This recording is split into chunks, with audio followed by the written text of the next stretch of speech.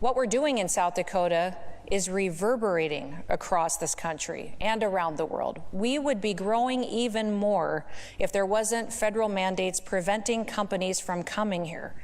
President Biden just extended those mandates last week. We're in touch with a company in Canada that wants to move their business to the Black Hills. I can't share a lot of details with you yet, but we're very excited about this company. They are currently buying property that they haven't even seen in person, and this family and their business have suffered due to the COVID restrictions and vaccine mandates in Canada. Their daughter was even expelled from her university for refusing the vaccine. They are ready to gain back their freedoms. They want to grow their business and improve their quality of life right here in our state. The Biden administration's vaccine mandates are standing in their way. We are going to help them, and we're going to help them start a new beginning right here in South Dakota and embrace their freedom again. And we aren't just bringing new businesses to South Dakota. Our existing businesses are growing and they're thriving. Valley Queen and Millbank broke ground this year on a $200 million expansion that will create an additional 140 jobs for that community. South Dakota's total milk production has risen 11% in the last year. That's going to continue to increase once this facility is completed. The Governor's Office of Economic Development has facilitated $1.7 billion in new economic investments in South Dakota over the last year. That has created 2,400 new jobs. In fact, in my first term, we delivered more economic investment in South Dakota than the previous 10 years combined. That's the kind of success that you only see in a state where government is limited, where personal responsibility is central to everything and the private sector is unleashed.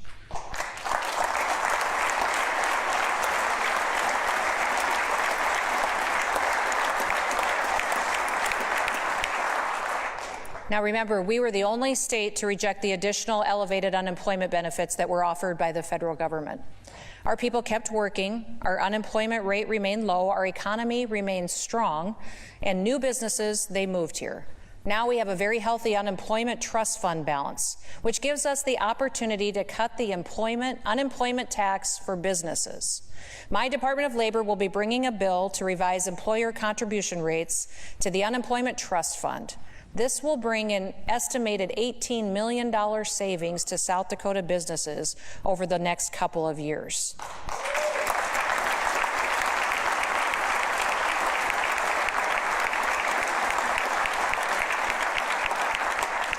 We're continuing to break records for tourism. It's no secret that folks have been visiting South Dakota by the millions, and that many of them first heard about us during the pandemic. In 2020, we broke the record for the most visitors to South Dakota state parks. In 2021, we shattered that record and broke the record for visitor spending as well. Now, we don't have the final data yet, but it looks like South Dakota set another record for visitor spending in 2022. Our airport arrivals increased by about 10% over last year, and even with nationwide inflation and increases in gas prices, visitors continued to choose South Dakota. Our economy is reaping the benefits, and in fact, tourism revenue, it decreases the tax burden by $1,000 per South Dakota family. The tourism industry also supports 57,000 jobs in our state. Perhaps the greatest external challenge facing the United States is the Chinese Communist Party. They are using a popular app called TikTok to gather data on the American people and our people right here in South Dakota. It's possible they are using this app to gather users' keystrokes, which means that the Chinese Communist Party could have access to the financial information of tens of millions of Americans. It's an unacceptable security threat coming from a nation that hates America. Now, a little over a month ago, I signed an executive order banning TikTok for state government. And in doing so, South Dakota began an important movement. More than 20 different states have since taken action. Congress recently passed legislation to reflect this policy for the federal government as well. They all followed our lead, and that's the power of the example that South Dakota is setting for the nation. That's the responsibility that we all need to take seriously. People are watching what we do.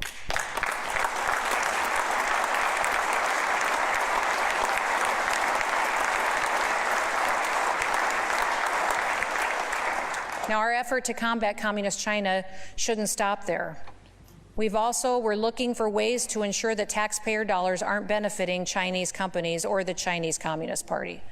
And I'm working with Senator Tobin and Representative Kamak on legislation to block purchases of South Dakota ag land from nations that hate us.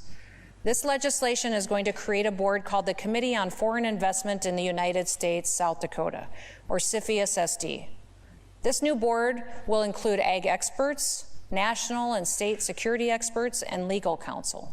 It will review any purchase, lease, or transfer of South Dakota agriculture land by a foreign person, company, or entity, and make its recommendation to the governor whether the purchase should be approved.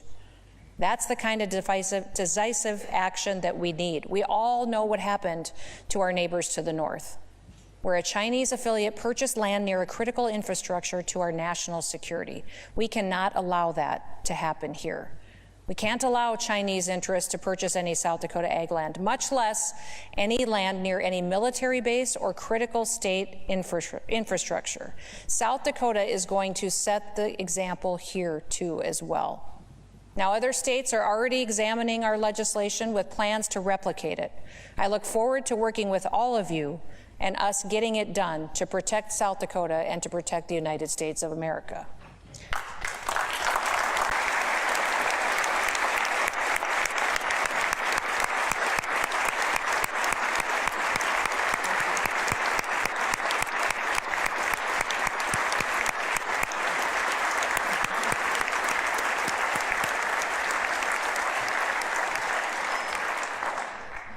I believe South Dakota is the freest state in the nation. We fight to defend our constitutional rights. We ensure that every South Dakotan has the right to life, liberty, and the pursuit of happiness. But here's what I love about South Dakota. We never settle. We never sit back and say, that's good enough. We turn challenges into opportunities. Together, I want us all to take on the challenge of making South Dakota #1 in growth, tax climate, work ethic, and building and supporting strong families. Our nation was built on freedom, but our constitutional freedoms are under assault from Washington, D.C. America needs South Dakota's example of how conservative policies and values make people's lives better. These policies bring success and they bring hope. In the last 4 years, we made South Dakota the strongest state in America by making it the state to pursue an American dream. A state for stronger families, and a secure state. In the next 4, we're going to prove that the best is yet to come. Now, together, we have to continue to build and to advance that American dream. And in this legislative session, we will accomplish that. We're going to accomplish it by cutting taxes for people. We continue to have record surpluses, and what should we do with those surpluses? My answer is simple. Cut taxes and provide relief for South Dakotans.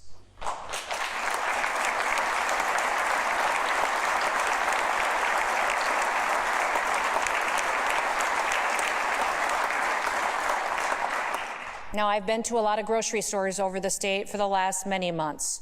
Prices have dramatically increased for the past 2 years that families weren't prepared for.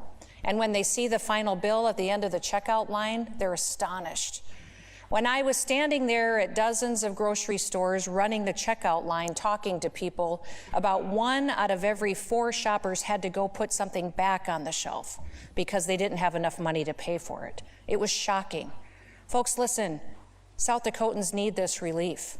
And it's not up to us to pick and choose how they use their extra dollars that are in their pocket.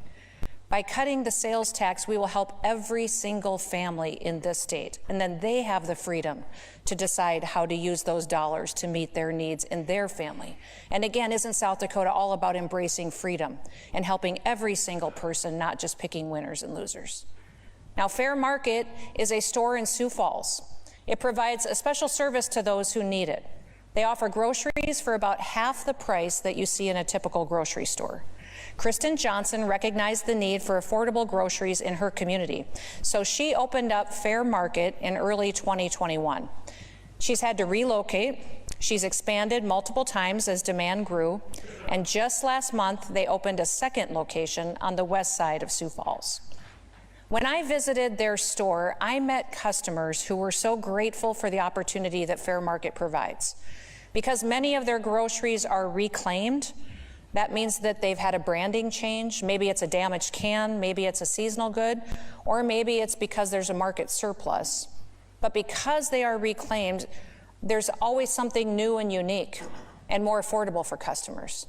Many of these customers enjoy looking in the store, hunting for unique finds. Now, Kristen, with her husband Greg, and Danelle, who works for them, are here today. Would you all please stand where you are? They're right over here.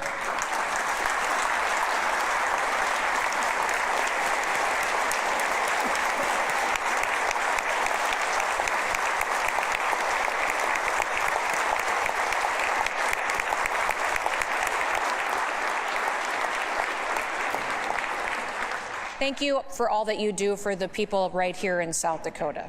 Fair Market's customers will greatly benefit from the elimination of the sales tax on groceries, but so will every single South Dakota family, every person, every small business owner, even every homeowner. Our economy is the strongest it's ever been. Our revenues continue to grow. December revenues have us up another $10 million above legislative adopted estimates. Now is the time. Let's get this done.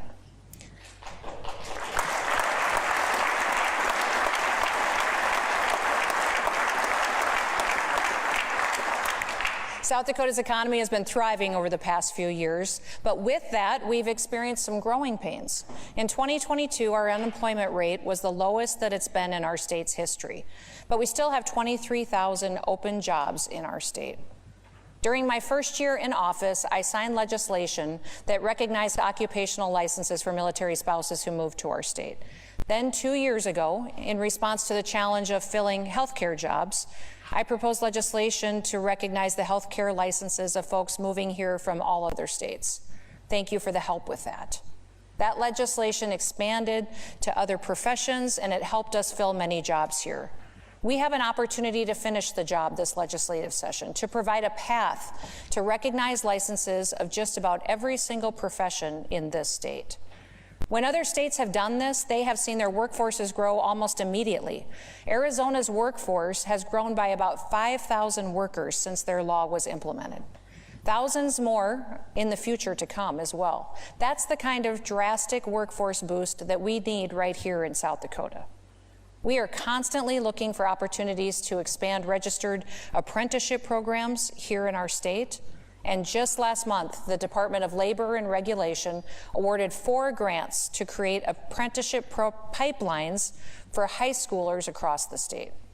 The 4 recipients of these grants were Bear Butte Gardens for agriculture, Belfouche School District for healthcare, Harrisburg School District for agriculture, and Dakota State University for education. Later this week, they'll announce even more awards. More and more businesses are realizing the value of these apprenticeship programs.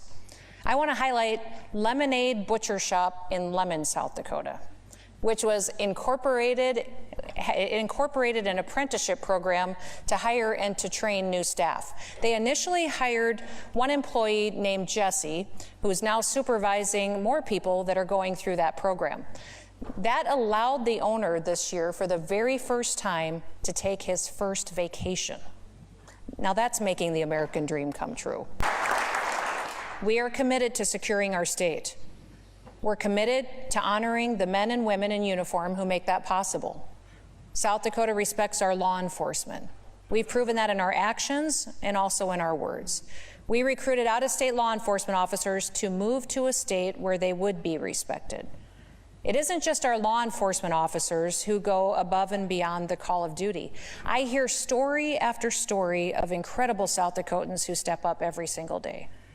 Stories like the staff at the Avera Adventera Nursing Home in Salem, who brought residents into an inner room at the nurses' station when the derecho hit their facility this spring. Those individuals had to physically hold the doors shut in their bare hands to keep them from being ripped off their hinges.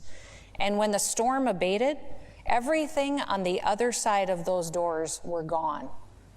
These nursing home employees may have felt like they were just doing their job, but they saved so many lives that day. The staff of that nursing home is here with us all today. Would you all please stand and remain standing for just a minute? Stand up. We'll give you a round of applause, but don't sit down.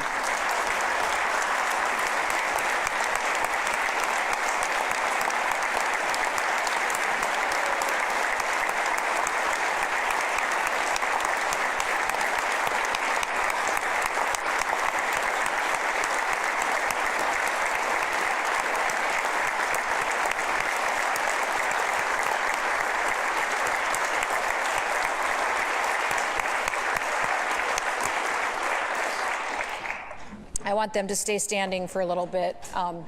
When I was there right after the storm, I was shocked by what I saw. I had never seen a situation where people literally had to stand there and hold a flimsy door shut to protect people in the middle of a derecho tornado situation, and they did it to protect their residents and literally risked their lives to do it. It's incredible, the devastation that happened and what they did that day.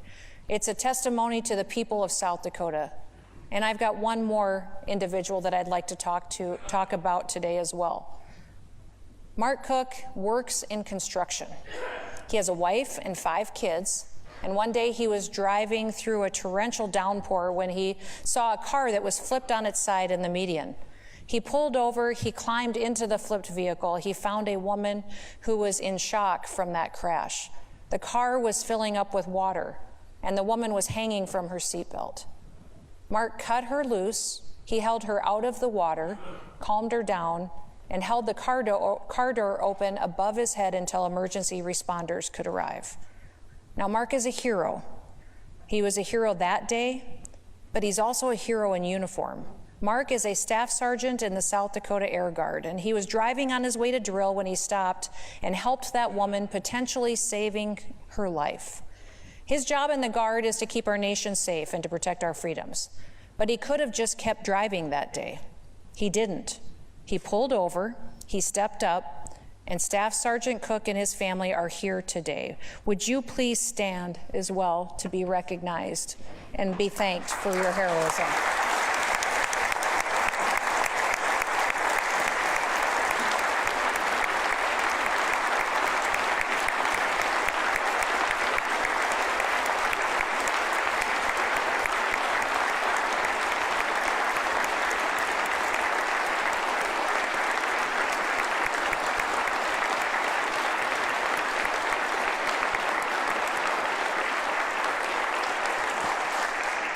Stay standing. Today I want to honor both the staff at Avera, Aventera, and Salem, and Staff Sergeant Mark Cook with the Governor's Award for Heroism.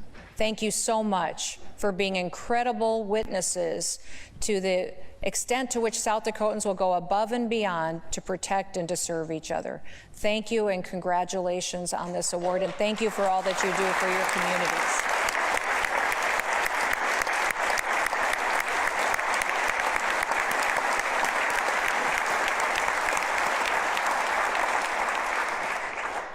Our state is safer because of men and women who answer the call of duty without being asked. I'm proud to be a South Dakotan because of people like all of you. Thank you for setting the example. Now, ladies and gentlemen, that's the state of our state. For 4 years now, we have made South Dakota the state where anyone can come here and build their American dream. We've strengthened families, we've secured this state, and we have built here in the last 4 years exactly what our founding fathers envisioned when they created our nation. And the founders of our state who enshrined the phrase, "Under God, the people rule." We are just getting started.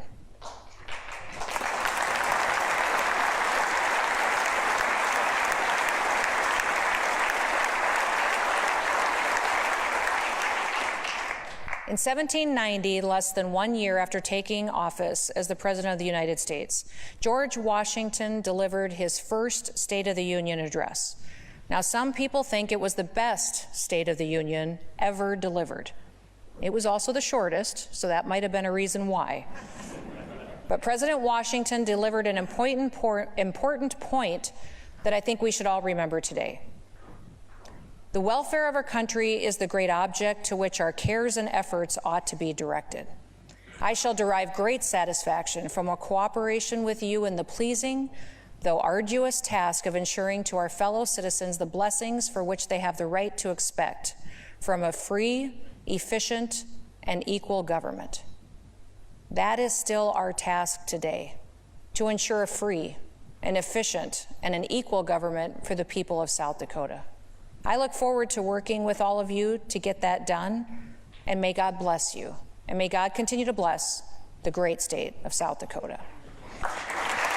I rise in support of House Bill 1075 to eliminate the sales tax on groceries. As you know, I am Governor Kristi Noem. I'm the 33rd governor of South Dakota. I'm also a wife, a mother, and a grandmother, and I have been a business person and a farmer and rancher my entire life. As most of you may know, but maybe need to be reminded, I've spent my entire life in public office focused on tax policy.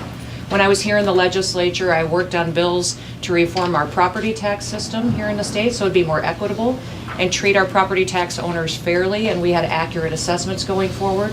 When I went to Congress and represented all of you in Washington, D.C., I served on the Ways and Means Committee, which most people would refer to as a committee that has the most ways it can be mean, because it has jurisdiction over all taxes, healthcare policy, trade agreements. But there I made taxes and tax reform my priority. I focused for 2.5 years on doing a tax reform bill that we got across the finish line with our president that put $2,400 back in the pockets of every South Dakota family. I was proud of the fact that that tax reform bill brought relief to residents of South Dakota. A lot of people have asked me why I've chosen to bring a bill to all of you that would repeal the sales tax on grocery store items. That's because, again, this policy focuses specifically on residents. I know that Representative Mills said earlier that the tax cut on reducing the rate would help residents. It also helps every tourist that comes to the state. People that come to the state and spend their money, reducing the rate helps them, but it isn't focused specifically on residents, which is where my focus is. As governor, it's my job to get up every single day to look at the hardworking people who live here, who go and buy groceries, and see what I can do to help them keep more dollars in their pocket. In fact, we had a President Coolidge at one time, said that the ability to take income or property from a person is just basically dictating how much and how long that person has to work for the government. Today, I'm going to ask if you would give the people of South Dakota less time that they have to work for the government and allow them to get a tax cut that will benefit them and their families. The other reason I've landed on this policy today that I brought to all of you to repeal the sales tax on groceries is because it helps everybody of all income levels. It doesn't pick winners and losers. It helps senior citizens on fixed incomes. It also helps single moms who may rent an apartment and have a tough time feeding their kids with the rising food costs that we have. In the last 2 years, we've seen food costs go up by 19%. It's been significant to see the inflation that has hit the people of this country. But South Dakota is thriving. We are in our strongest financial and economical position that we've been in our history. And that's because of sound fiscal policy, because of us taking our challenges that we faced the last few years and turning them into opportunities.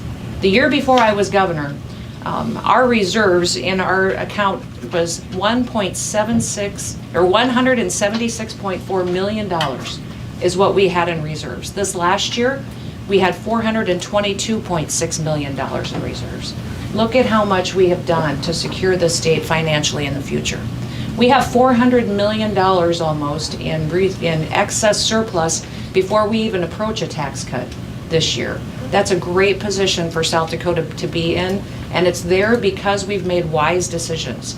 We have seen our reserves go up, we've seen our revenues go up, we've seen incomes in this state go up faster than anywhere else in the country.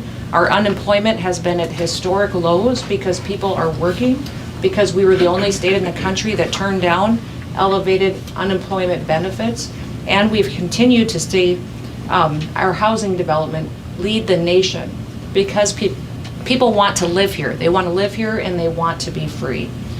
I would ask today that you would support this tax cut. It's a $102 million tax cut for the people of South Dakota because it is focused on them. I had several people over the last several weeks ask me, Governor, why are you asking for this sales tax cut? Why do you want to focus on groceries? And do people even want that? I'm not hearing about it from my districts. So we went out and conducted recent polling. which I think most of you have probably seen over the weekend. I wrote an op-ed on it also, talking about why this policy is the right tax cut for the right time for the people of South Dakota. We had over 75% of the people of this state that say, out of the 3 tax proposals you have in front of you today, they want the sales tax on groceries repealed. Overwhelming support in this state for people to get relief because they recognize that it helps people of all income levels. It helps the residents who live here and get up and go to work every single day. And because food costs are so escalating in this environment that they need relief to make sure that they can make their budgets work every single week. In fact, out of those people that were polled, they were 81% more likely to support this tax cut when they learned that it helped people who were on fixed incomes. When they were asked if they recognized that this would help senior citizens who only get by on Social Security, they were much more likely, out of the 3 proposals in front of you today, to support repealing the sales tax on grocery items. Another 63% of them supported this proposal over all the others when they found out that we're one of only 7 states that still tax our groceries. We're in the minority here. And in fact, I think if you're going to look responsibly at the future, you'll recognize that in 2 years, you're going to have a ballot measure that will be on the ballot that the voters will decide. With this kind of support, it's going to pass. So if you pick a different tax cut to do this year of $104 million or whatever it is today now that you've been able to gather support for, you will be back here in 2 years trying to figure out how to do another $102 million tax cut. And you as Republicans and Democrats and people who represent this state need to look responsibly towards the future and know that you can do that with confidence and still fund our priorities. That ballot measure also is written in a different way than what the bill is that I brought to you today with the senators and the representatives, in the fact that we don't know if that ballot measure will necessarily comply with streamlined sales tax requirements. It's also written in a questionable manner that it's not sure if that ballot measure passes in 2 years, that it will allow our cities to be able to continue their city sales tax. The bill that you have in front of you right now allows those cities to collect their sales tax on groceries if they'd like to. It complies with streamlined sales tax. It benefits the residents who live here, and it is responsible looking towards the future, knowing that we can continue to address education and providers, that we can continue to fund our responsibilities and go after opportunities, but we also can make sure that we're representing the taxpayers. I've been in this Capitol for many years now, and I've seen every year as the debate goes on with lobbyists in the hallways, lobbyists who want education policy and funding, lobbyists who are arguing over what special project they should fund this year, what we should do for different needs that the state has. It's about time someone shows up for the taxpayer. That someone in this building recognizes that the only reason that we're in this building is because people in this state work hard and they're responsible and they plan for the future. It was interesting to me to see some of the proponents on the previous measure here that said that when I brought this bill and filed it at the beginning of this session, that it was irresponsible, that we didn't know if it was going to be sustainable. At $102 million ongoing, they sat here and said that it was a tax cut we just didn't know if we could maintain in the future. Yet, here they are just a couple of weeks later sitting here saying that going and lowering the rate is sustainable. The exact same dollar amount of ongoing commitment. I just ask you today to be honest with yourself. Let's have an honest debate and discussion about what is the best tax policy. For me, when I get up in the morning, the best policy is to always focus on the people who live here, the people who make the state run, to keep our perspective here on the ground, not in the noise that's discussed outside of people who get up and make our economy run. That's the families here. We should not be about picking winners and losers. We should not be about deciding tourists and people who visit our state should be prioritized over the people that get up and have their jobs here and raise their kids here. We should not be deciding how people spend their tax dollars. We should give them the freedom to use personal responsibility to keep more dollars in their pocket every week and decide how they want to spend it to benefit their families. I'm asking for your support on this bill today. I'd like you to send it to the House floor to continue the debate on this policy. It's the right thing for the state of South Dakota. It's good debate overwhelmingly. The public supports this tax cut over any others, and if you don't deal with this tax cut today, you definitely will be back here dealing with it in 2 years, and you will have to come back then and fix it because of the way that it's drafted, and it'll be on the ballot. With that, Mr. Chairman, I'll yield back my time, and thank you for giving me the privilege of speaking with all of you today. Thank you, Governor Noem. Thank you, Mr. Chairman and members of the committee. Again, I'm Governor Kristi Noem, and I wanted to come up and thank you for your time today, but also correct some inaccuracies that were a part of opponent testimony today. There was some discussion on how this impacted cities and municipalities, and I would say that in compliance to streamlined sales tax laws, legal decisions have been made in the past and evaluated the language in this bill we presented to you today, and it does allow cities to continue to collect sales tax on food if they would like to. There is legal standing, and the language is written correctly that it will allow those cities to do that if this bill is passed and signed into law. There was also some comments that talked about the fact about it being a complete elimination of a tax, and I do want you to know that if you look at the language in the bill in 1070, that it is scalable as well, that it is a rate scalable that stays in place because of compliance reasons with streamlined sales tax. So it has the same flexibility that a rate reduction does in other areas into the future, and that is so that we can continue to participate in streamlined sales tax into the future, and that we allow that kind of partnership that we've got going today to collect the revenue that is due the state of South Dakota. I appreciate the comments also as when it comes to our tribes and to the agreements that we have with them. You may have seen the formal letter that we've sent out earlier that made a commitment to our tribes that we would work with them and continue to hold them harmless as far as revenue would be if this were to be signed into law. In fact, many of our tribal members may see a double benefit. They may shop for their groceries off of tribal ground and receive no sales tax on their food, yet their tribe would benefit from a renegotiated sales tax agreement that would allow them to keep more of those revenues to their tribe and their tribal government and not have to pay the administrative fees that are necessary today within those agreements that we negotiate as a state. So those concerns we've heard and we've answered and done so formally in a response and a letter to them, and recognize that tribal members will be able to shop on or off reservation and tribal land and receive no tax on food, but still get a benefit of a renegotiated tax agreement to make them whole on anything that they may be impacted going forward in the future as well. The one thing I just want to remind you, and to take a step back as well, is that for the last several weeks, we've heard criticism of this bill as, is it sustainable? All I ask is that you put this bill on the level playing foot that you would a rate reduction and you would ongoing commitments. What you are doing, whether you cut taxes, you eliminate the sales tax on food, or if you make ongoing provider adjustments or education rate increases or state employee adjustments, that you are making an ongoing commitment for the state of South Dakota. Treat them equally. Treat them equally, recognizing that it's the responsibility of this legislature to make wise decisions looking to the future. It's one of the reasons so many businesses and families moved here to South Dakota the last several years. The certainty of it. The fact that we have a stable government, people that keep their focus on what's best here in our state. I had one of the leadership members from the House tell me last night that, well, we're not going to look 2 years into the future to see what happens if a ballot measure passes. We'll cross that bridge when we get to it. We'll deal with it then. Well, I would tell you today that that is extremely irresponsible. That's not how we run government in South Dakota. That's not how we make decisions here. When I brought this proposal to you, it was after over a year of analysis to see what tax cut would be the most beneficial to the people who live right here in South Dakota. We looked at adjusting rates. We looked at adjustments in property taxes. We looked at all other exemptions that we have in our state statute and recognized the one that would help this state the most and the people that live here and treat everybody fairly is eliminating the sales tax on groceries. That it's not in our job description to pick winners and losers. It's in our job description to treat everybody exactly the same. And people who live here in this state, they buy food. They all eat. And it is a bigger benefit in a family budget to lower income individuals because they spend more money in their budget on food on a weekly, monthly basis.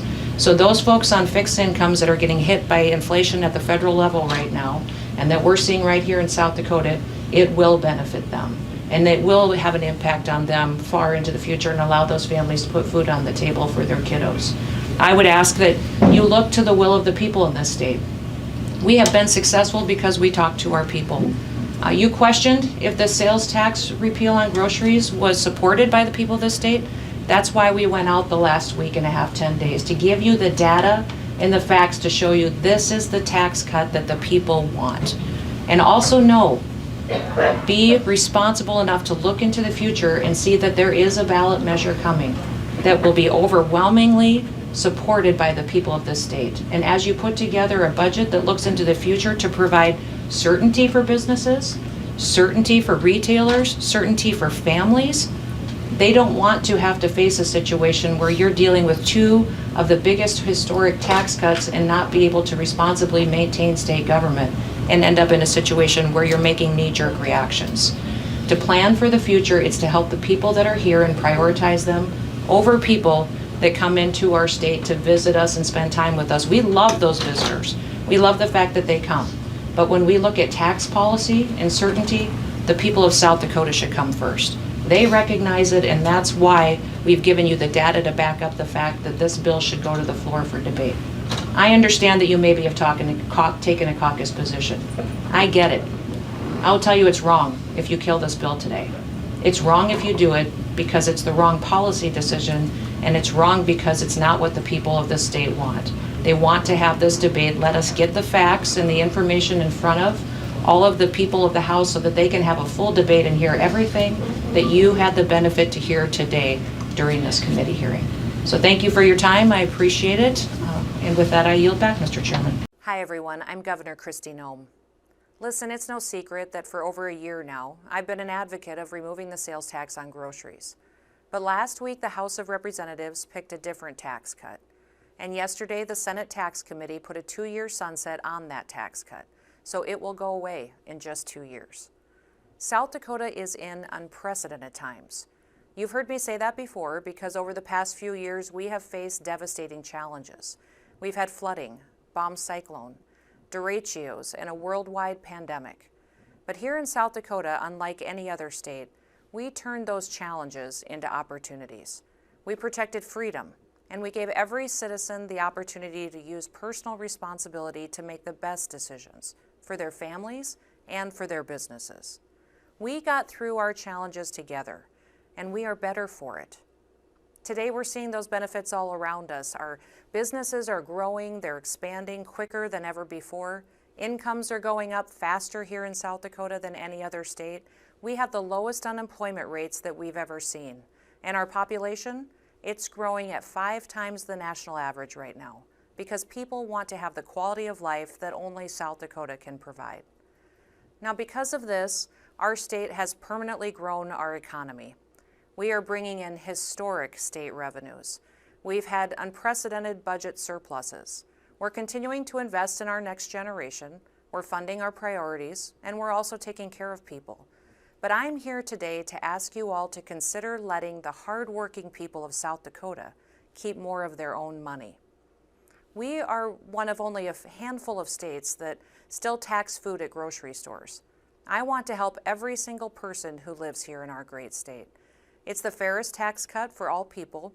It doesn't decide who gets a tax cut and who doesn't, because everybody who lives here, they eat. A single mom trying to put food on the table, senior citizens living on fixed incomes, and even families where both parents have to work to make ends meet. They all are facing record inflation nationwide. Overwhelmingly, the people of South Dakota want this tax eliminated. Now, so far, the legislature has made a very different choice. They are opting for a temporary rate reduction in the overall sales tax rate of 30 cents for every $100 spent. A tax cut that would be that much, it would be a lot smaller for South Dakota residents. In fact, this type of tax cut would benefit non-residents and visitors to South Dakota the same way that it would our citizens. A tax cut that the legislature has proposed, it also will go away in 2 years. It would create instability in our business and our tax environment as it creates an uncertain future. In fact, they have chosen this option because they recognize that the people of South Dakota will support repealing a sales tax on groceries in the near future, and they are worried that they can't afford 2 tax reductions. My question to those legislators today is, then why not give the people of South Dakota what they want now? Why not give them the opportunity to get what they deserve, to keep more of their own money in their pockets to use for their family's benefit as they see fit? The government and elected officials should not be so arrogant as to think that they know better on how to spend somebody else's money. South Dakota has been well governed for generations because our leaders have embraced sound fiscal policy that's based on predictability and certainty.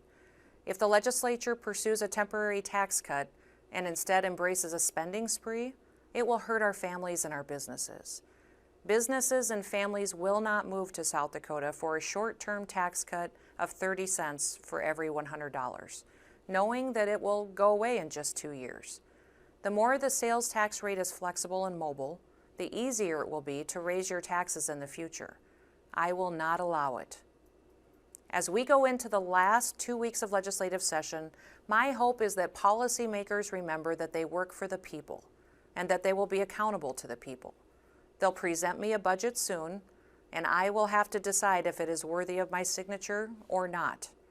I've proven in the past that I am willing to make hard decisions, and I will again, especially if it is something that respects our Constitution and the will of the people. Our state motto is, "Under God the people rule." Well, thanks to the people and their efforts, we have the strongest economy in America, and our citizens are better off than anywhere else in the country. Let's keep it that way. The Guard. So we appreciate all of you being out here to join with us. And, you know, this has been something that's been long coming. But I want to tell you one quick story. 43 years ago, well, not quite, almost 43, I stood right here on that spot and received my commission. And I was a member of the South Dakota Guard utilizing tuition assistance then. And that was something that the governor had done for us in the legislature. And it was instrumental in allowing me to go on and do the things that I've done in my life because of that, being able to afford to go to college and start my career. And so this is really a big day, and we just appreciate all the support from the governor and the legislature. I see Senator Johnson here, who chaired the Mill Vets Committee on the Senate side, and Representative Reich, who helped us usher that through along with the governor's staff. And so just want to say thank you to all of you for supporting this very important bill. And so with that, I'm going to get out of the way and turn this over to our Commander-in-Chief of the South Dakota National Guard, who we are fortunate to have as our Commander-in-Chief. She understands what we do. She understands the sacrifice that our soldiers and airmen make when they raise their hand and commit to serve for their country and their state. And so please help me welcome Governor Noem.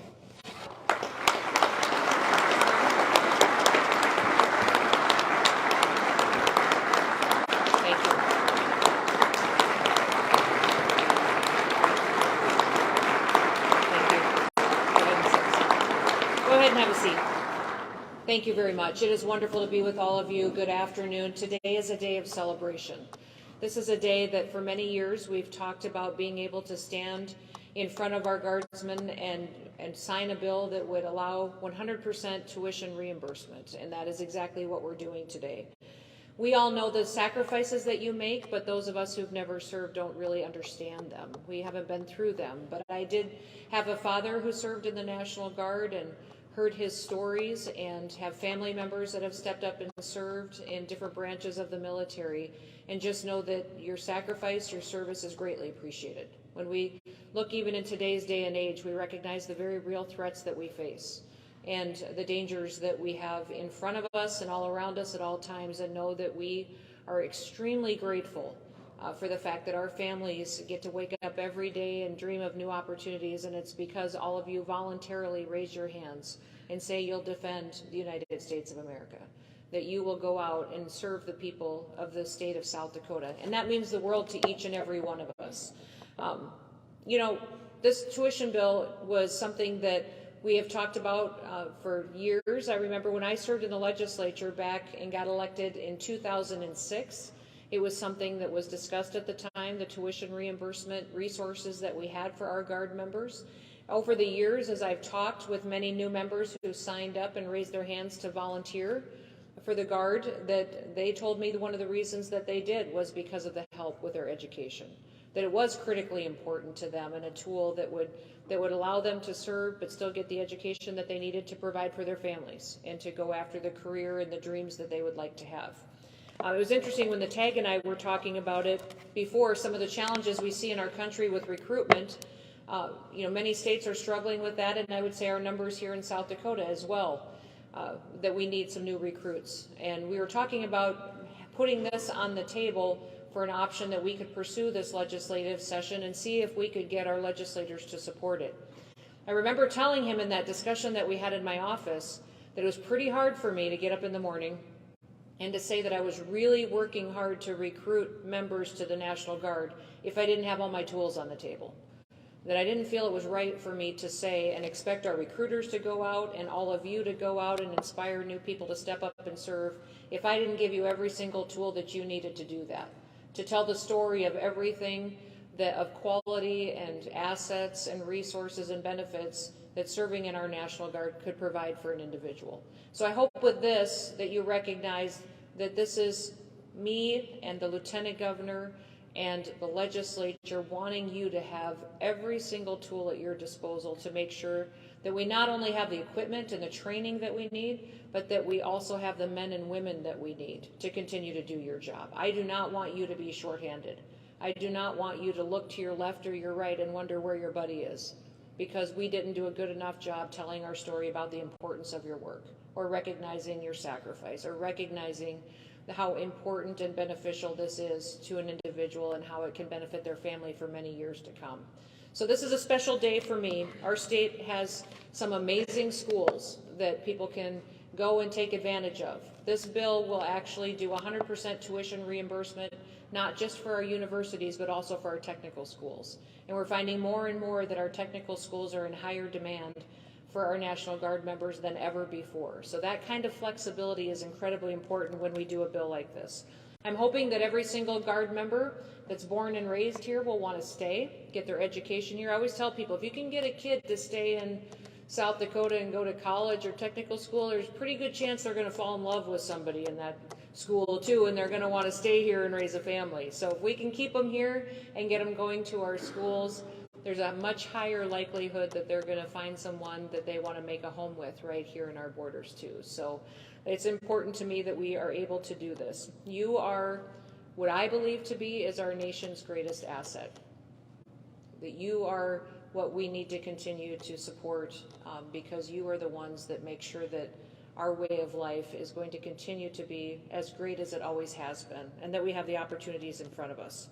South Dakota is the best state to live. It's the best state to raise a family. It's the best place to serve, and it's the best place for a military veteran to retire, to live, to work, and to pursue every opportunity in front of them. I hope you never forget that, and I hope I don't ever drop the ball on my duty to prove to you that all of those are true. So thank you for the communication, the service, for your optimistic attitudes.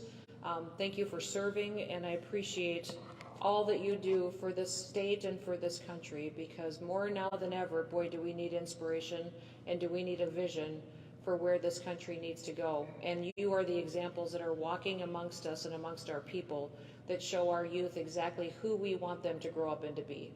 It is people just like you. So thank you for that. I am going to invite a few other speakers to come up and share with you today. We have the opportunity to have two different guardsmen who are going to share some personal testimony and stories with you. They are going to share a few words. The first one is Chief Warrant Officer to Braden Nelson. I'm going to ask Braden if he'll come up here and share with you a little bit of his thoughts about what this legislation might mean to him and to his future and family. Braden?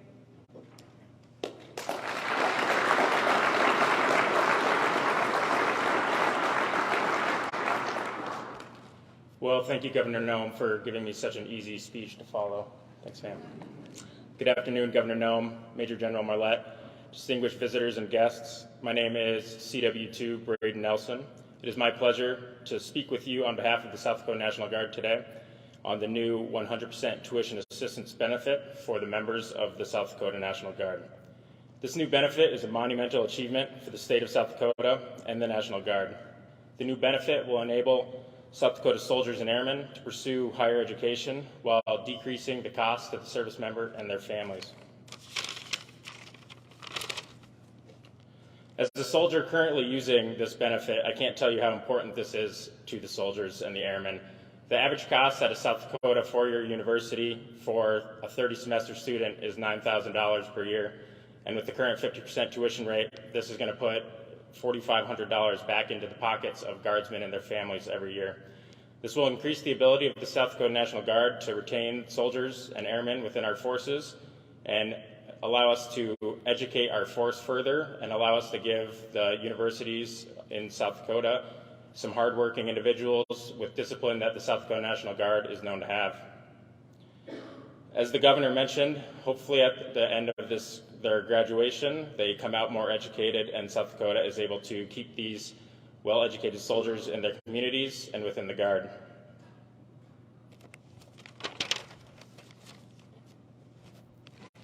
Thank you for your time. God bless America, South Dakota, the South Dakota National Guard. Thank you.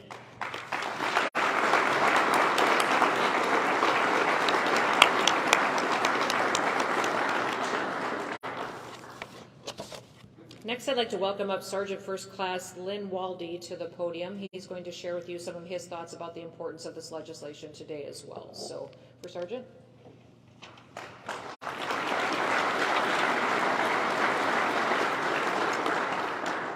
Good afternoon, Governor Noem, General Marlette, our distinguished guests and visitors. There's always some inherent risk when you put a microphone in front of an enlisted guy, especially a recruiter. We'll see how this goes. I do appreciate the opportunity to share some thoughts today, though. When I look at the South Dakota National Guard, I see a reflection of our state's greatest resource, which is our people. Our National Guard is made up of some of the best people our state has to offer. I am excited about this tremendous change to the state tuition assistance program because it will have such a direct impact on our current and future soldiers, our institutions of higher learning, and ultimately the people of South Dakota as a whole. In order to illustrate this, allow me to share a few of my experiences within the Guard and in my time of service. I enlisted as a senior, Hardin County High School, went to MEPS and enlisted with one of my classmates on the same day. It's truly amazing to me the impact that decision has had on my life. The experiences I've had, the people I've met, places I have gone, opportunities that have opened, and the benefits I have utilized are hard to put into words. Many of my most memorable times are because of this uniform.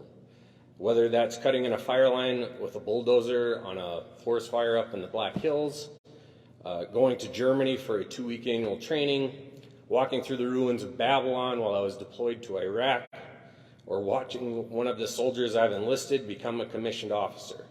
My time in the National Guard has been more than I could have imagined. When a recruiting position opened in Rapid City, I looked at some of my experiences. I applied for that position because I wanted to be a part of passing our benefits on to the next generation of soldiers. Now, if you had told me that, or if you had told that senior in high school that someday I would have been a recruiter, I would have laughed at you. This was not really my plan. But I am here because of those experiences in that time. Next month will mark 10 years that I've been a recruiter for the South Dakota National Guard. It's been the most rewarding job that I've ever had in my life. When I meet with individuals to discuss what the National Guard offers, the best moments are when you see the light bulb turn on. Those light bulb moments happen because of the power of possibility. Those hopes and dreams switch from theoretical to practical. Plans begin to develop and goals become reality. They're no longer just vague wishes. I get the enjoyment of watching some of the people I've enlisted as they accomplish those goals. I have seen a soldier go from a college dropout working at a tire shop to completing his mechanical engineering degree. The increase to our state tuition assistance is going to open new doors for many people in South Dakota. It is the single greatest new benefit I have experienced in my 24 years of service. I'm excited about the power of possibility that comes with it for those who answer the call to serving our great state and nation. Today is a great day for our entire state. I would like to thank our elected officials, and especially the governor, for her unwavering support of the South Dakota National Guard in making this day possible. Thanks.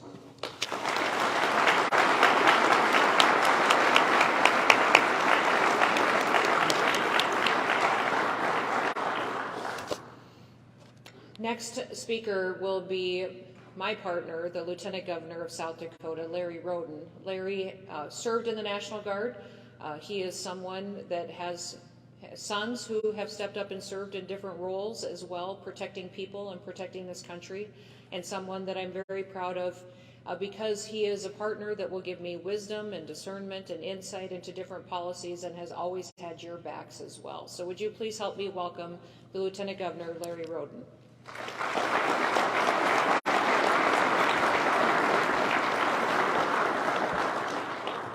Well, thank you, Governor Noem. It is my pleasure to be here in front of all of you today. And I was reflecting on my past, and you know, I have a lot of military history in my family. I have veterans that you know, my grandfather, my father, my sons, my uncles, my nephews that have served in the military. And I was in the National Guard in the 80s through the 80s for about 6 years, and I was telling General Marlette, when Desert Storm started, I had been inactive for a number of years, and we had just started deploying soldiers, and I got a manila envelope in the mail one day, and my heart about fell out of my chest because I assumed it was from the Department of Defense. I assumed it was marching orders. Instead, it was my discharge. So it was a great relief. But I remember that because, you know, when I served in the Guards, it was impressed upon us every month that we were a combat supporting company.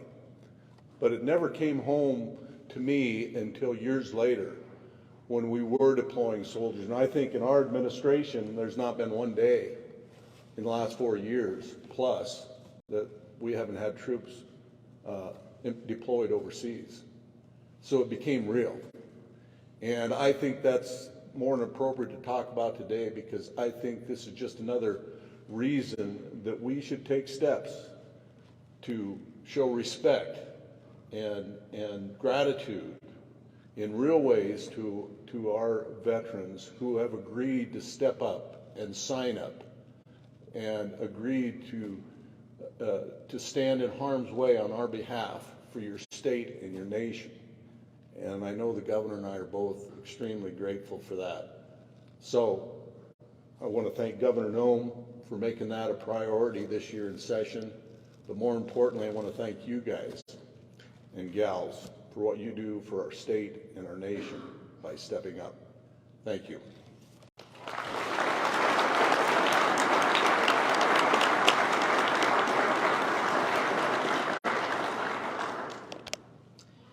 You know, I was standing here thinking about the different ways that these bills get signed and these dollars get appropriated. You know, we start planning our next year's budget as soon as legislative session ends.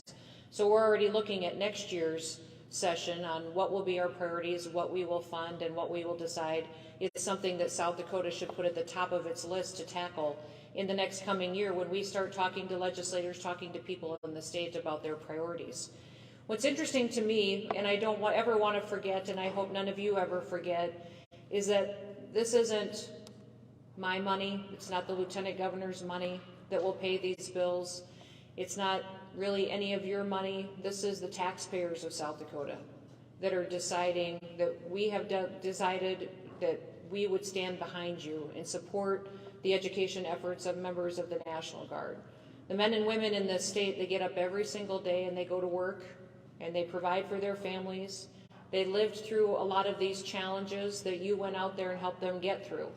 They were hit with the flooding that came because of the bomb cyclone in 2019, and you all showed up and helped them. In 2020, when the pandemic came, you were immediately there, helping care for them, helping them get resources, even directing traffic at times if it was necessary. Those taxpayers were so incredibly grateful that when there was conflict overseas that you were willing to go. when the southern border was a disaster, that you raised your hand and volunteered to go and help keep this country safe. They recognize that every single day when there is a tornado or a derecho, that it's our National Guard members who come to all their communities, and when they need help, that you provide it. I hope you know that these dollars that these taxpayers work hard for, they pay for their families' bills and necessities, and then they pay their taxes, and they know that they want it to go to something important. They want to make sure that somebody is going to be accountable to how that is spent. I have no doubt that I will never have to defend spending these dollars on you. They will be thrilled and very proud of the fact that their tax dollars are going to support the National Guard members and your service. And over and over again, I hear every day about how proud they are of you and what you do for them. So I hope you don't forget that this is their dollars saying they support you as well, and they believe in the future of the South Dakota National Guard, and that you will continue to lead the nation in excellence and example that will continue to protect our country. So God bless you. We are going to move over here and do the bill signing now. I will sit down, we'll do that. You will watch us do some goofy things, because we are going to smile and take a picture. Then we're going to pretend to sign the bill so we can take a picture as well, where everybody's looking at me but I'm doing nothing. And then we will actually sign the bill, and then you all can celebrate, because this is a good day. All right? Sound like a plan? Okay, here we go. You all get to come with me. Governor, I want to bring a few more people up, if that's okay. So I would like, I know we've got some young Air Guardsmen here, if you would come up, and all you soldiers and airmen here are E5s and below, who I know are really taking advantage of this lately. Come on up and gather around the governor and be part of this, please. Don't be shy, come on up. Come on in here around behind. Fill on in, crowd on in, both sides. Come on up close. Is that all of them? All right, perfect. Okay, Chad, you ready? Yep, ready. Okay, everybody look at Chad. 3, 2, 1. Okay, now we're going to look down, and I'm signing. All right, so this is House Bill 1039, an act to revise certain provisions regarding the payment of tuition for members of the South Dakota National Guard.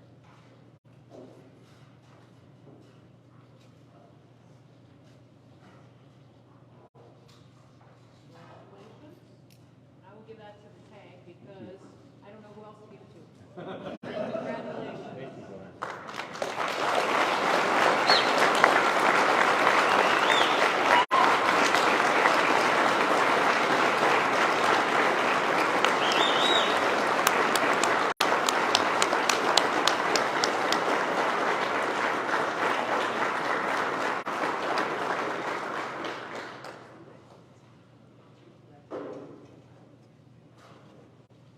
All right, that's it. We're done.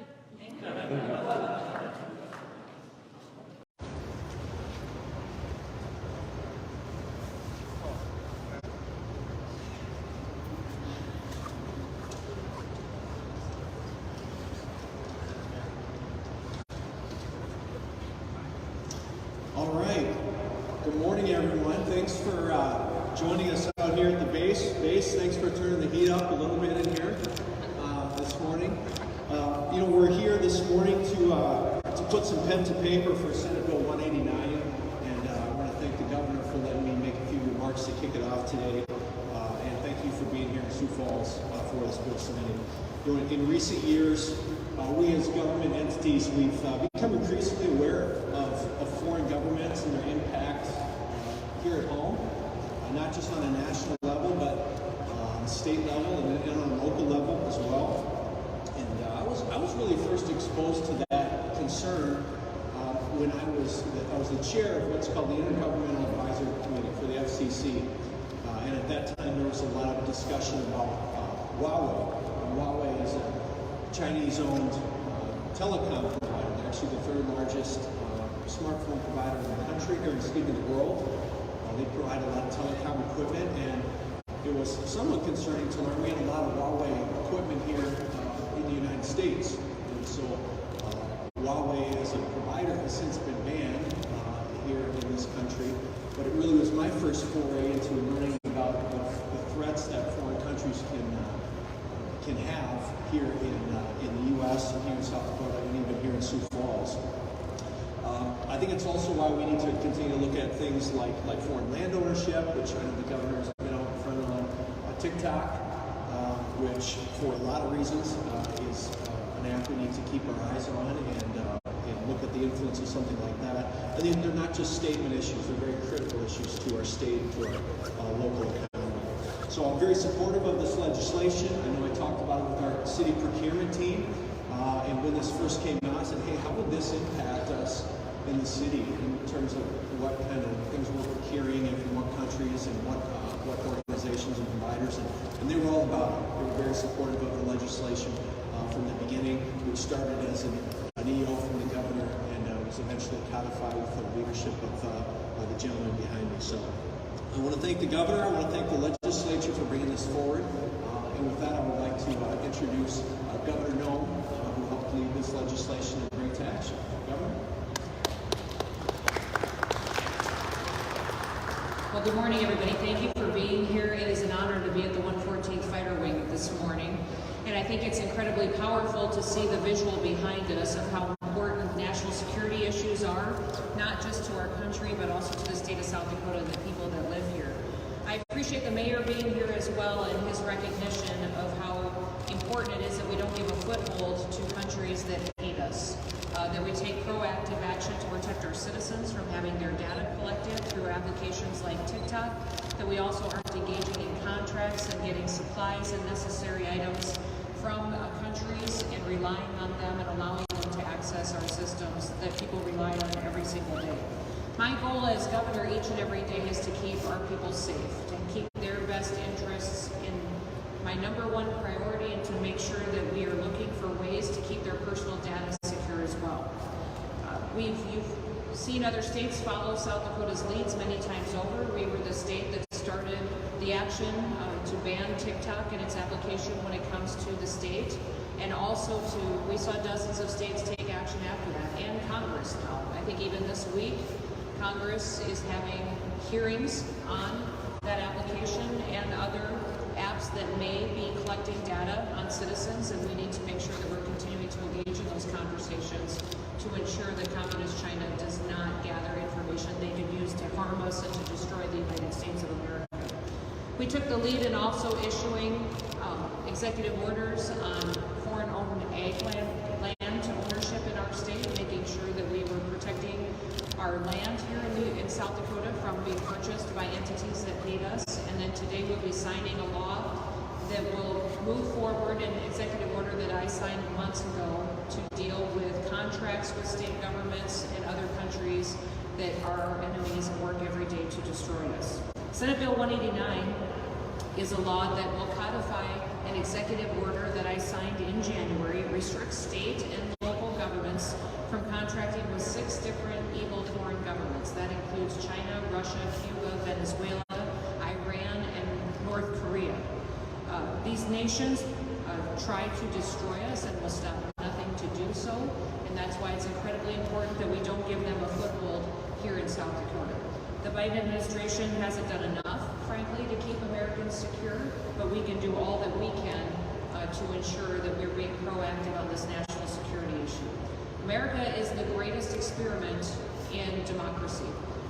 It is an experiment in self-governance, and it is something that does need to be defended each and every day and passed on to our children. I'll do everything in my power that I can to ensure that our people stay as free as possible, and that they remember why it is important. And if we lose a country like this one, where will we go to have more opportunity, to have more personal responsibility and more liberties than what we have here today?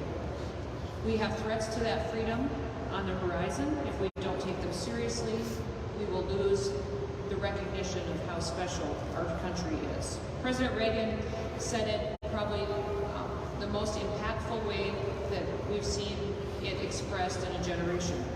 He said, freedom is never more than one generation away from extinction. We didn't pass it on to our children in the bloodstream. It must be fought for, protected, and handed on for them to continue to do the same.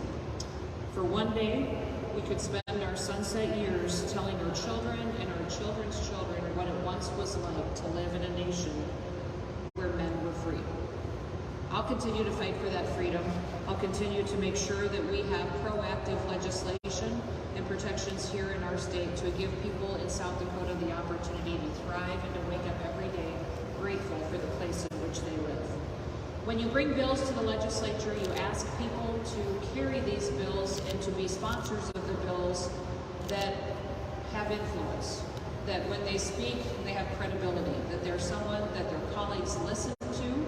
We know that they will do their homework and understand the facts around a piece of legislation, but also the consequences.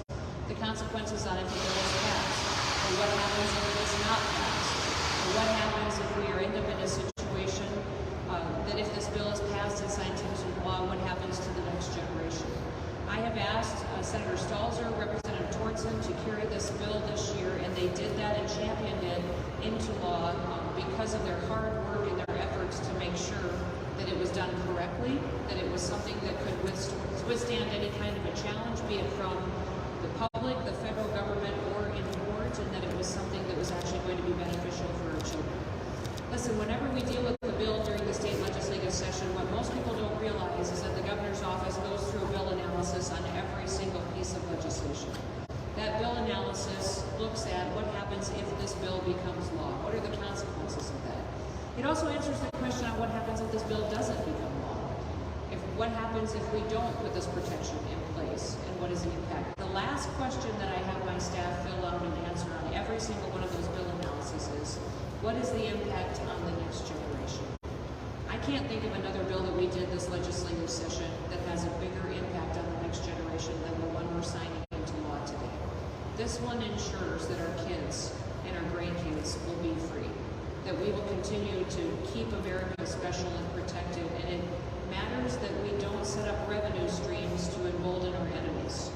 It matters who we do business with. It helps them be profitable. It gives them access to inside information that they can use to harm us. In South Dakota is, I believe, the first state in the country to be taking an action to go this far to protect our people. I think it's incredibly important, and we've already proven that when we take action such as we are today, that other states follow our lead.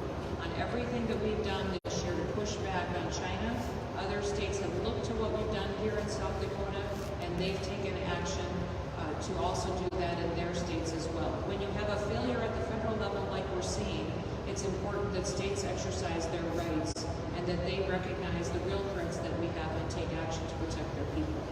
So right now I want to ask a couple of special speakers to come up and share some of their thoughts on this legislation and why they were such a big part of bringing this forward. I'd like to invite Senator Stalzer to come up and share a few thoughts with you on this bill that we'll be signing into law. Thank you, Governor. But in the Air Force, I was an electronic warfare technician. My job before I retired included IT and cybersecurity and banking industry. And ever since I've been in the Senate, I've been part of National Council of State Legislature Cybersecurity Task Force. In that light, we're spoken to multiple times a year by FBI and CISA and so on.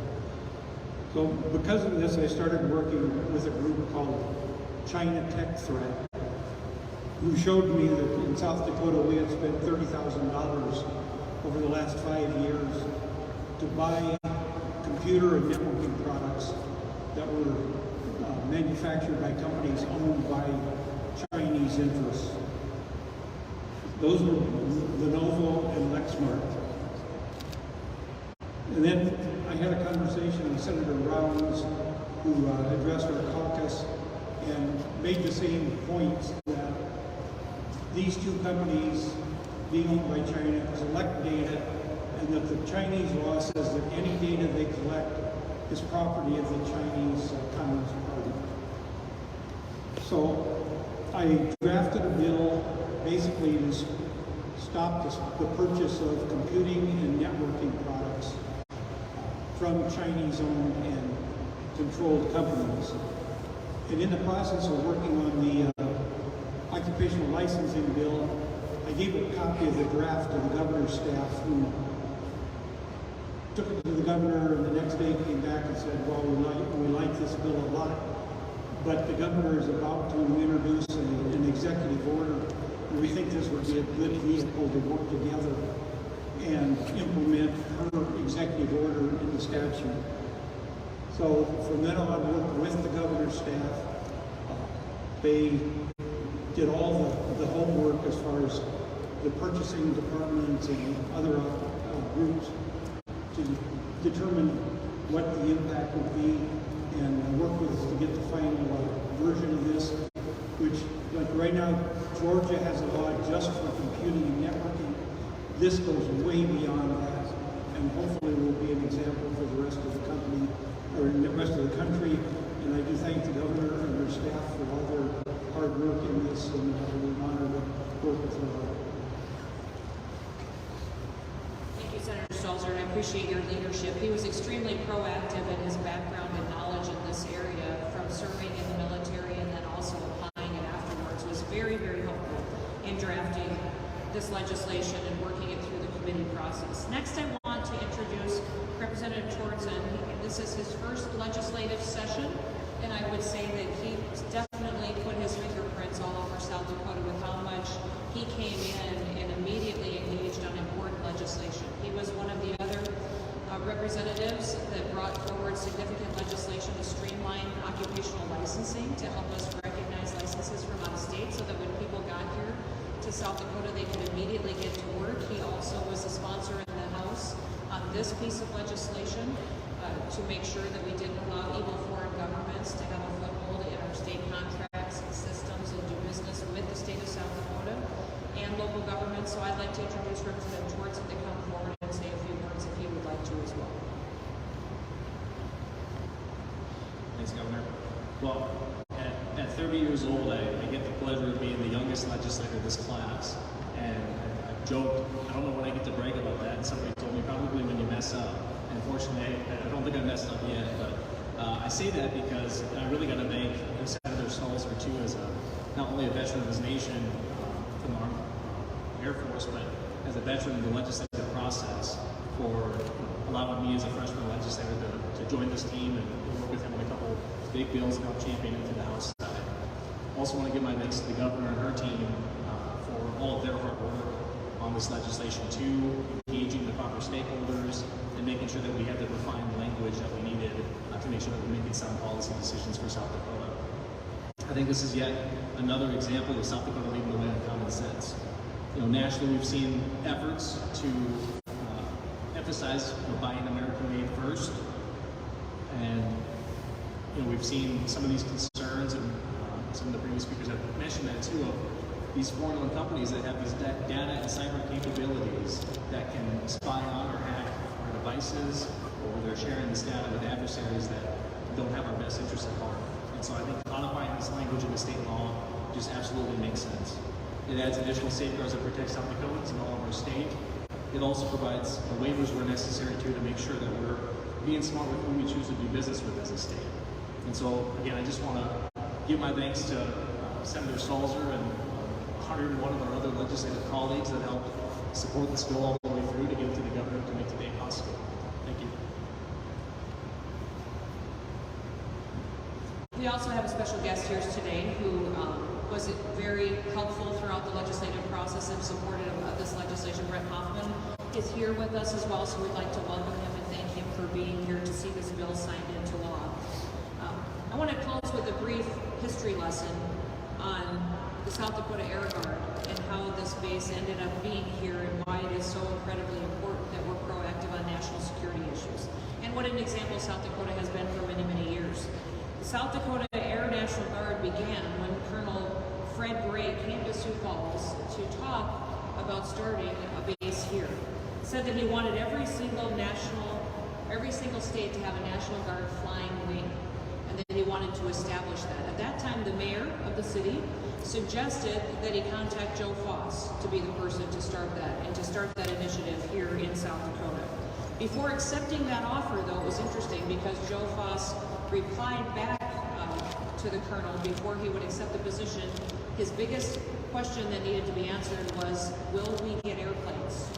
He wanted to make sure that there was going to be aircraft here and that it was something that he could dig his fingers into because, of course, he was a world-famous fighter pilot and ended up being South Dakota's youngest governor when he was elected.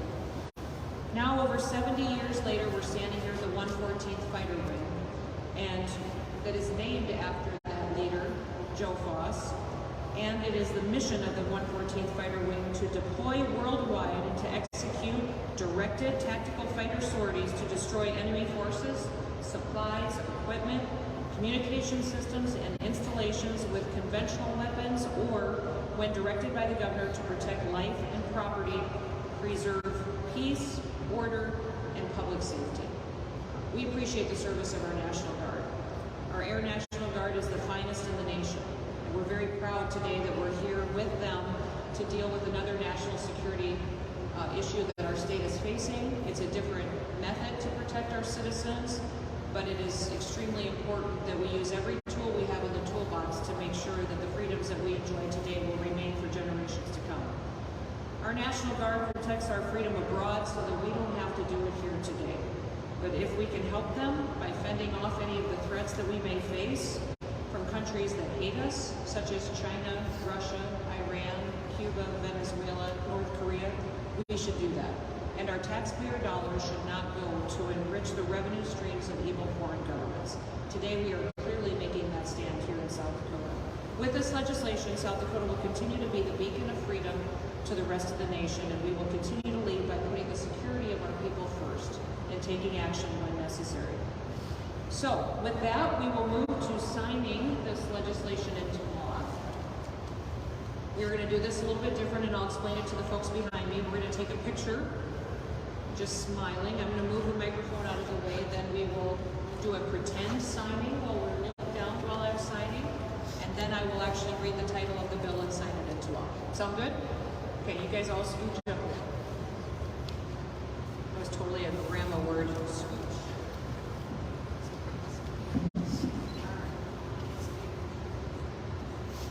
Three, two.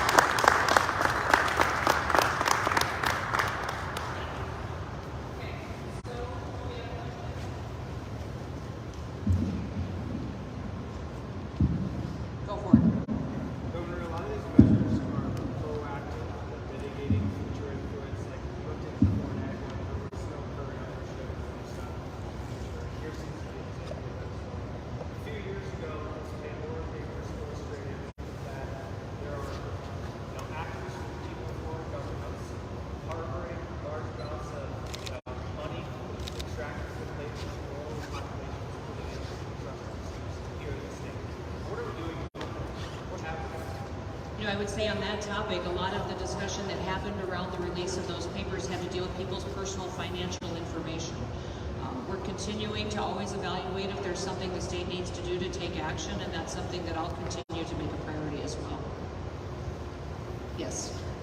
So what is it that you kind of hope this bill will help protect in South Dakota, and what is it that makes these countries evil? Well, it is part of their foreign policy to destroy the United States of America. Clearly through their actions that they take, the fact that they are not republics, not democratic countries that truly do embrace not only just human rights, but also the rights and freedoms of the people that live there, and the actions that they take to aggressively go after the United States of America as well. shows their true colors on what their agenda would be. For us, it's important to take these kind of actions because it's powerful when we do business with someone. A lot of foreign policy and national security issues are addressed by trade policies. They're addressed by doing business in a region. I worked for years when I was in Washington, D.C. I served on the Armed Services Committee, but I also served on the Ways and Means Committee, which was in charge of all of our trade agreements and negotiations with other countries. I worked on policy when it was regarding peace agreements when I was there as well, and how they were set up to be facilitated and what we could do to make them more successful. It is very clear throughout history that whenever we do business with another nation, it becomes a friendlier neighborhood.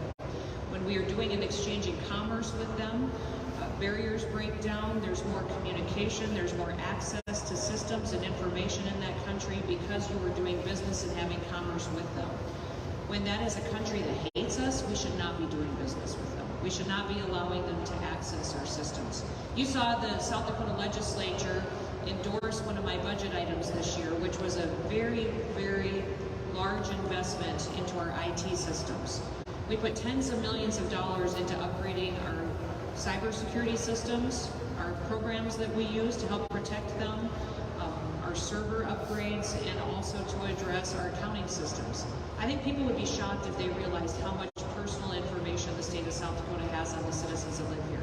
Think of anyone that interacts with a program.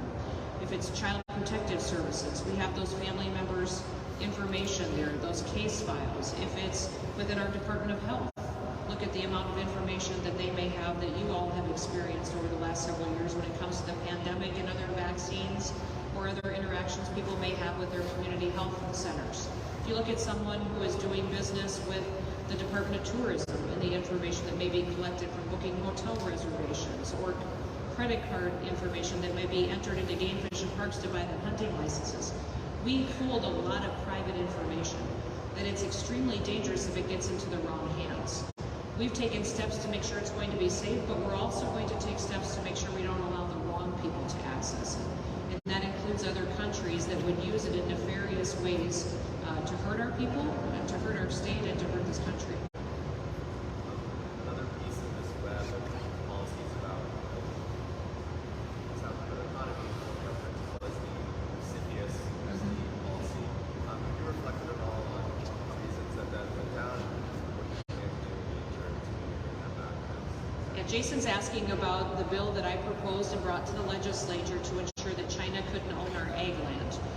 And that bill was not successful this year, although I am currently working on what I can do as governor to ensure that China doesn't get a foothold here in South Dakota. If you look at the last decade, they have increased their purchase of United States farmland by over 5,000%.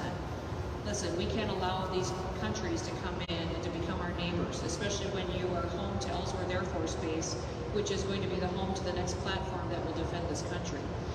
I'll also be asking the legislature to consider this bill again. I think it was something that wasn't on their radar, that they believed some information from our ag groups that necessarily wasn't factual in how it would work and how it would relate, and they were concerned about business issues not being timely. But there are many other states that are using our model, and it's gaining a lot more knowledge and information around it, and we'll continue to make sure that we don't allow other countries like this to come in and purchase up our assets, such as land, that then we cannot undo.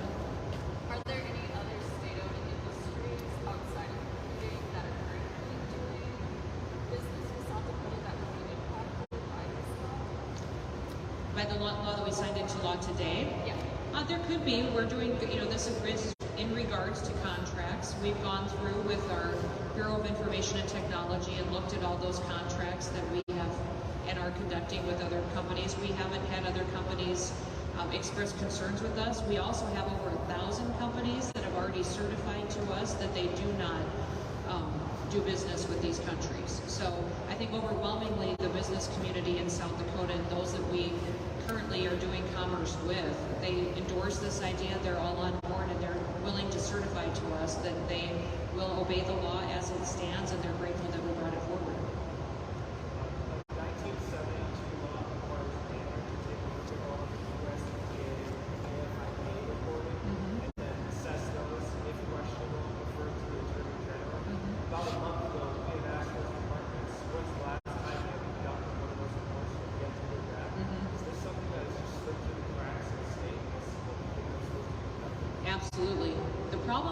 current state statute in regards to foreign ag land ownership is that there is no reporting requirement and there is no enforcement mechanism, which is what we were trying to address with legislation this year.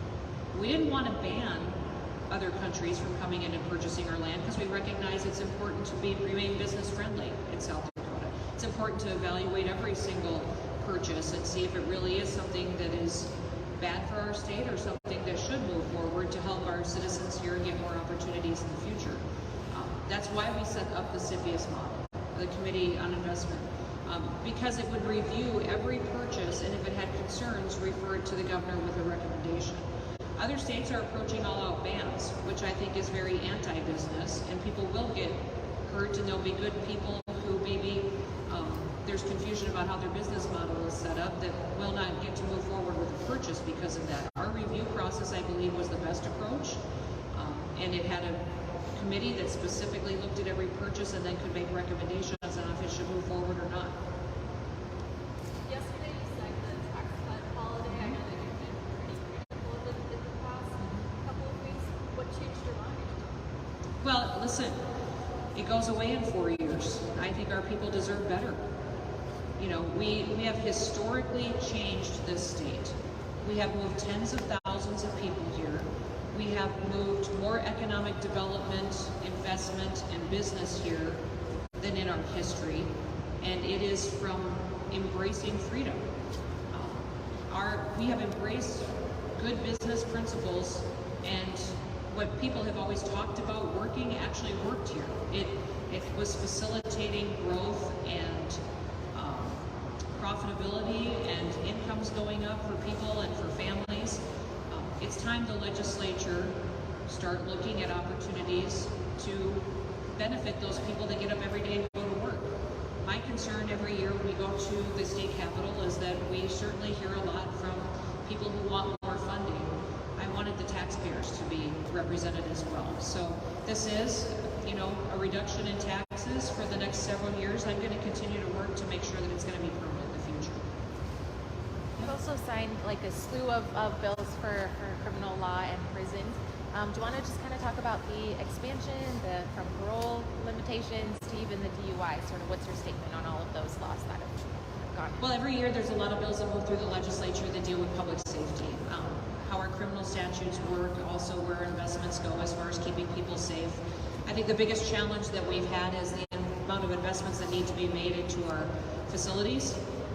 It's been great to see the support from the legislature this year on backing up that type of investment. We fully funded a women's facility out in Rapid City, which will be built now and help us with the overcrowding that we have in the women's facility at Pier, but also allow us to add programming, because I don't think we're doing enough because of shortages in space on helping people when they get out of prison or they get out of an incarcerated situation to get addiction counseling, to get classes on financial knowledge, or even parenting classes. We're just not able to do a lot of that because we don't have the space or the bandwidth to do it. And these types of investments in facilities like that will be incredibly powerful. Also, by being in Rapid City, it gives us the chance to do more work release programs.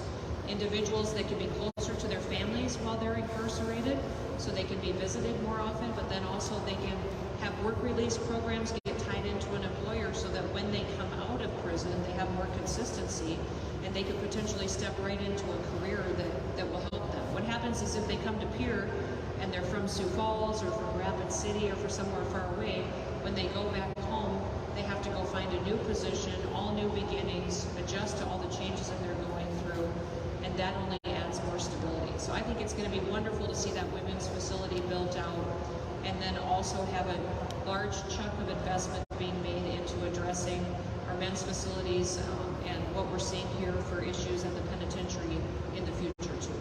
More questions, though? Go ahead. In your veto of the UCC bill, you mentioned that you were concerned it would make cryptocurrency harder to use. Advocates such as South Dakota Bankers Association say it'll make crypto more available, more easy to use.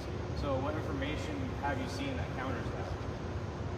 Well, the facts of other entities that have addressed that veto letter have agreed with me and not the Bankers Association. They have said specifically what the language in this UCC bill updates is that it impacts currently existing cryptocurrencies, currencies that are available out there today.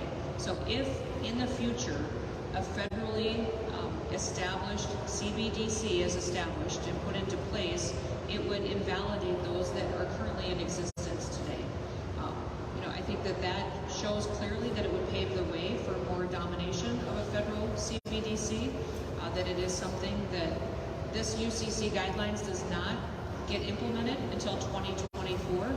I would encourage the bankers to come back with clarifying language that would make sure that we're protected from invalidating other currencies that may be out there. They talk about, electronic records. They're just redefining something but not addressing the actual concern that's out there by invalidating current uses that are out there to establish a federal one if it is in the future.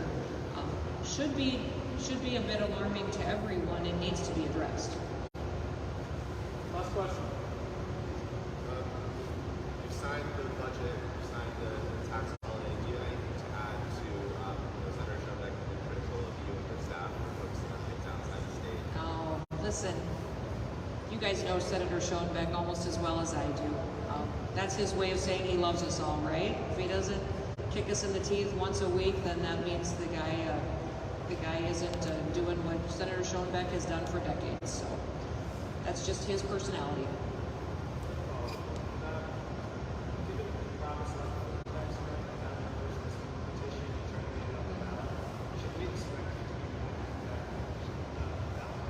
Listen, I believe the legislature should have passed the repeal of the sales tax on grocery store items. It's a permanent tax cut, number one. It also helps every single family, and it prioritizes citizens. And people are struggling right now with escalating food costs. I also like the fact that we got a lot of people living on fixed incomes here that are struggling with inflation, and it would have benefited them extremely much more than what the current sales tax reduction would have done. So, I do believe it will pass. Overwhelmingly, the people of the state have said that they want it. If it's on the ballot, I do believe it will pass, and the legislature will have to figure out what they're going to do. Are they going to raise the sales tax rate again in order to make sure that they can make the grocery tax work? I don't know. I've asked for that plan from their leadership and Senator Schoenbeck. He does not have an answer. They have not been visionary in how they've solved that problem. In fact, Senator Schoenbeck came into this legislative session saying he did not want to do any tax cut or reduction whatsoever. So I'm at least grateful that the leaders behind me recognize the need to let some of the people of South Dakota keep more money in their pockets. That's a good thing. Thanks, guys.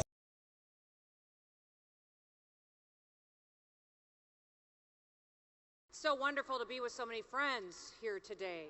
Are you excited? God bless America.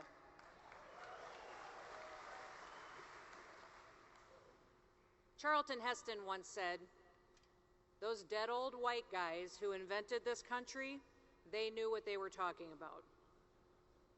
So often, all we need to do to inspire us for future fights is to look at the examples of the past. Our founding fathers and our former leaders, they charted a visionary path for our country. They created an exceptional experiment of freedom and of personal responsibility that would withstand centuries of storms and challenges.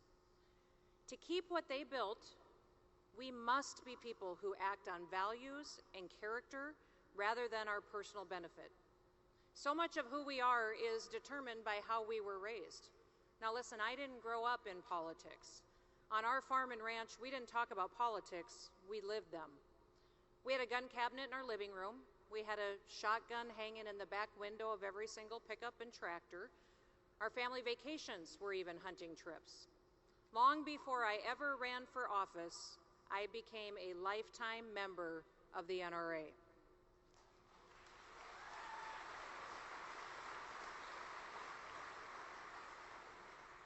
My dad taught us life lessons.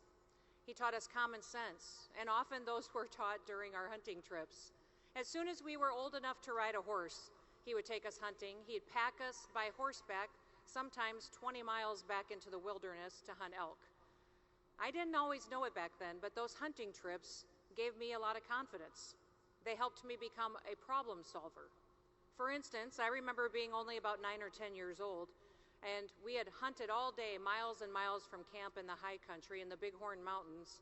when my dad turned to me and he said, "Kristi, hunt your way back to camp. I'm going to go around this ridge and I'll meet you there at dark." And he disappeared over the ridge. Now, to a 10-year-old girl, this was terrifying. And as strange noises came and darkness fell, I had to rely on my instincts and my horse to find my way back to our tent. Now, years later, Mom shared with me that my dad had followed me at a safe distance all the way back to camp to make sure that I got there safe. Now, before you get all warm and fuzzy on him, I also want to tell you that he made bear noises the whole time he was following me. Scratching trees and growling at me, so, you know, he made sure I lived, but he wanted me to be lived scared. But he made me stronger. And it also made me realize that I could conquer challenges that were put in front of me. It made me who I am today, and that's the first female governor of the state of South Dakota.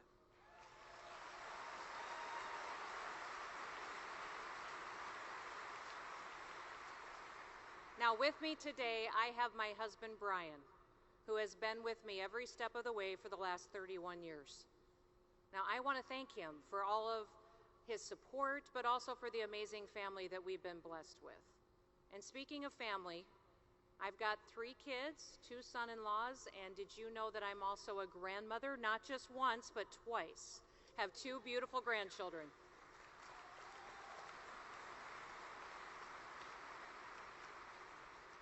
For those of you with grandchildren, there is no question as to why we get up every day and we fight. We get up every day and we fight for our values. Little Miss Addie, who is almost 2, and Branch, who's just a few months old, they have brought us so much joy. They've brought us purpose. Now, Addie, who, you know, soon will need them, I want to reassure you, she already has a shotgun and she already has a rifle. And she's got a little pony named Sparkles, too, so the girl is set up. There's a very famous quote that says, "Those who cannot remember the past are condemned to repeat it." Some would look at what's happening here in America today and they would call the times unprecedented. They would say unforeseen. I would say the exact opposite. It all sounds and it all looks and feels tragically familiar. We have been here before. A country that's arguing over policies, a public that's discouraged and dismayed by the lack of public discourse, violence in our streets and in our schools, families grieving their children, and loved ones that were destroyed by a deranged maniac for no apparent reason, and a White House that is so hell-bent on grabbing power and control of your life, they will do anything and stop at absolutely nothing to take it away. They will even take away your last tool of defense. The Second Amendment is about deterrence. It's about ensuring the government respects the rights and the liberty of citizens. A well-regulated militia being necessary to the security of a free state, the right of a people to keep and bear arms shall not be infringed.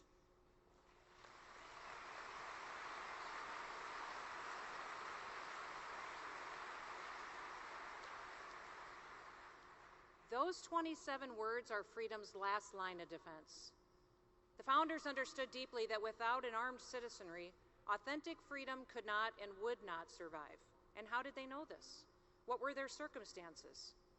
What did they know about human nature and the temptation to seize power? Did they know how fragile freedom could be? What exactly were they drawing on? First, they were drawing on their own experience.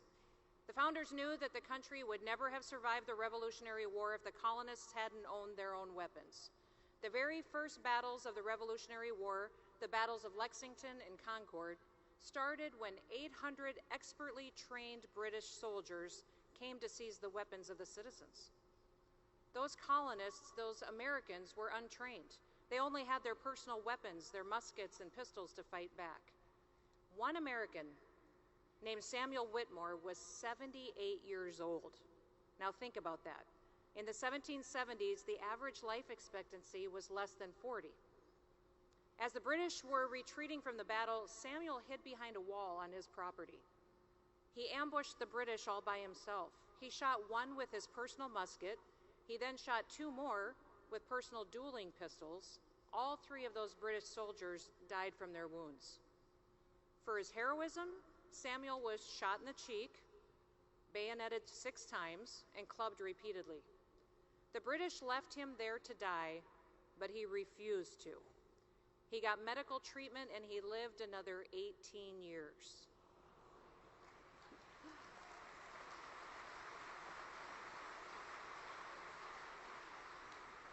He lived to see American independence secured, to see the ratification of the Constitution, to see George Washington elected as the first president of the United States. And when the Revolutionary War was over, Samuel Whitmore would go down in history as the oldest, perhaps even the bravest colonial militiaman. That's how the American people won the Revolutionary War. The Continentals challenged the infantry of the British Empire with the same firearms that they used to hunt squirrels and deer and to feed their families. Men like Samuel Whitmore did not ask for permission from their government to own their own firearms. They didn't need it. God gave them that right. Samuel defended his own personal property with his own personal weapons. He defended his own freedom. Ladies and gentlemen, we don't have any idea what hard is. We don't have an oppressive foreign government that's marching across our land and threatening to take everything from us. But we all have our part we need to play to defend our liberty. God gave you those liberties. God gave you the right to defend yourself and your family. Our government recognizes that right, but we do not have to ask permission to defend it. Each of us needs to be as bold and as brave as Samuel Whitmore. It doesn't matter if you're 18 or if you're 78. Now, what else did the founding generation understand? They knew human nature. Writing in 1775, Thomas Paine laid it out clearly. With avarice and ambition have a place in the heart of man, the weak will become prey to the strong. The history of every age and nation establishes these truths, and facts need little argument when they prove themselves. Today, I admit the future looks uncertain. I would say clearly it can be found the answers studying the past and striving to do better. Let's be teachable. The National Rifle Association has leaders who stand in the vortex for us today, such as Wayne and Susan.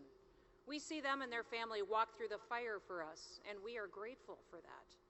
But we should also look at headlines from 25 years ago and see what we can learn for today. I want to reference a Washington Post article that was dated June 9th of 1998. It summarizes where we stood then in this battle for freedom, but it also reflects much of today's reality. The Post reported the following. The National Rifle Association installed Charlton Heston as its new president today and loudly applauded his pledge to steer the organization back to the political mainstream from what Heston described as the fringe of American life. The choice of Heston was seen in large part as a response to public relations problems for the NRA. They had intensified recently because of several school shootings and rising calls for stricter gun laws opposed by the group. Now, having the right messenger matters. You ask why I'm here today? Why do I boldly support the NRA? Now, I probably don't look like a traditional NRA member. The media would have us believe that the NRA is only made up of old white guys. And all you old white guys can be proud and raise your hands.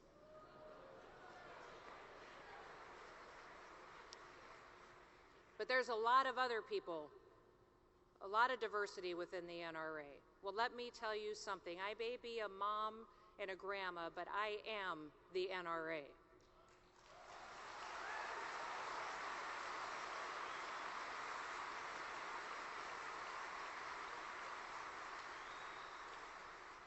Our daughters and our granddaughters, every American is the NRA.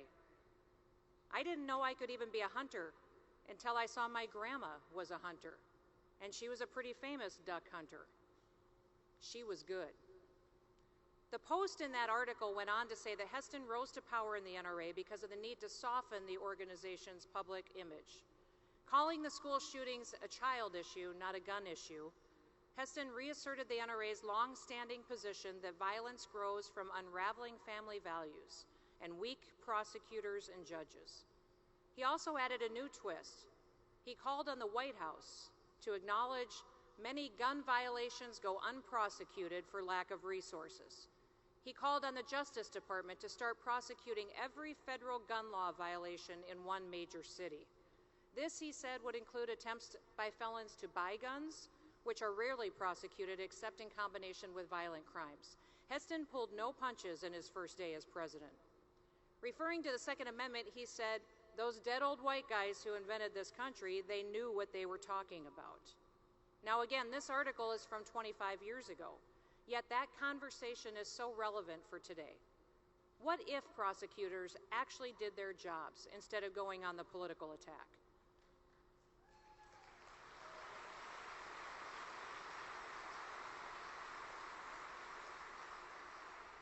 What if the laws we had today were actually enforced? What if, when tragedy happens, families gathered together, they bowed their heads, and they prayed for wisdom and discernment on how to heal hearts and minds, rather than to debate the methods used by those in society who do harm? Our problems are not new, yet the threat is greater. Every time our country stands in the path of danger, it is always the patriots to first hear the call. Even the most common man deserves uncommon freedom, and we, the patriots, must be resolved to take action. Why do the liberals and Joe Biden want our guns? Because it will make it easier for them to infringe on all of our other rights. As the late, great Justice Scalia wrote in the Heller decision, history showed that the way tyrants had eliminated a militia consisting of all the able-bodied men was not by banning the militia, but simply by taking away the people's arms, enabling a select militia or standing army to suppress political opponents. Well, Biden hasn't done that yet, but why is that? Why haven't they achieved their goal? It's because of you, because each of you and every one of you is the NRA, because we have successfully held off federal legislation that would infringe on our fundamental constitutional right to keep and bear arms. We have kept our rights from being infringed. And in the last few years, we've seen government overstep its authority more than ever before. I've said that China didn't just export COVID to the world, they exported communist lockdowns as seemingly the only way of stopping it.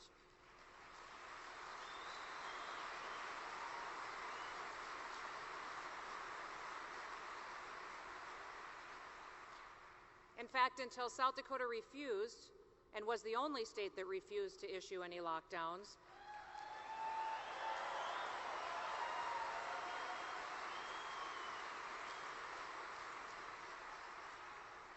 I don't know if political leaders even realized that there was another option. I was shocked at how quickly people gave up their freedoms. Politicians closed churches, so people willingly gave up their freedom of religion. Politicians said you couldn't gather in groups, so people willingly gave up their freedom of assembly. Politicians worked with social media companies to stifle dissent, so people willingly gave up their freedom of speech. I think the American people could learn a thing or two from the NRA. This is not a group of people who give up their God-given constitutional rights willingly.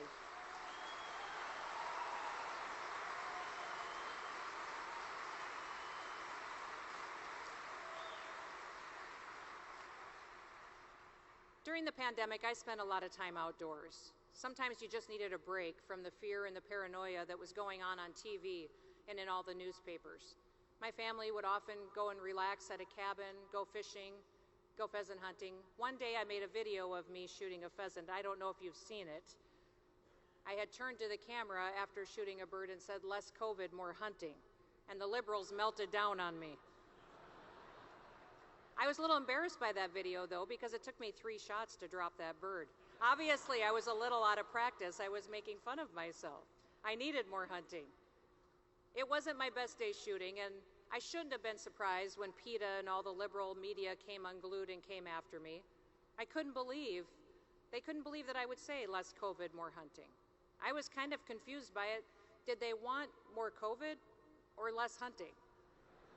But since then, we've had less COVID, so thank God. And we've had plenty of more hunting. In fact, South Dakota has the best pheasant hunting in the world. And if you haven't come to enjoy it with us, then you should.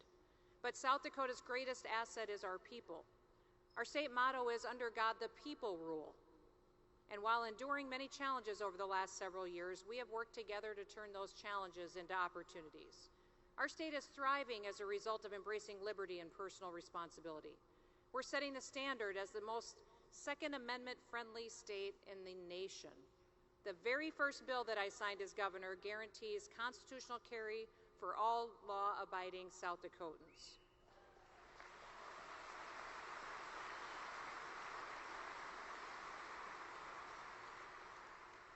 I signed legislation to block state and local governments from being able to use an emergency declaration as an excuse to infringe on Second Amendment rights. We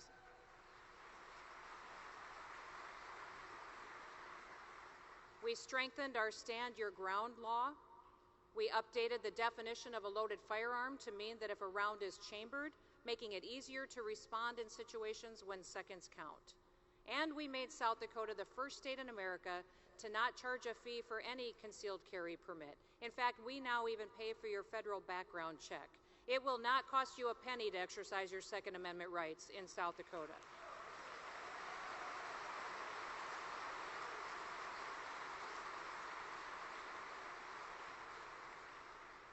While leadership in Washington, D.C. fails to deliver meaningful solutions for the nation, our state will take action. South Dakota enjoys the strongest economy in the country, the lowest unemployment, and unprecedented economic growth.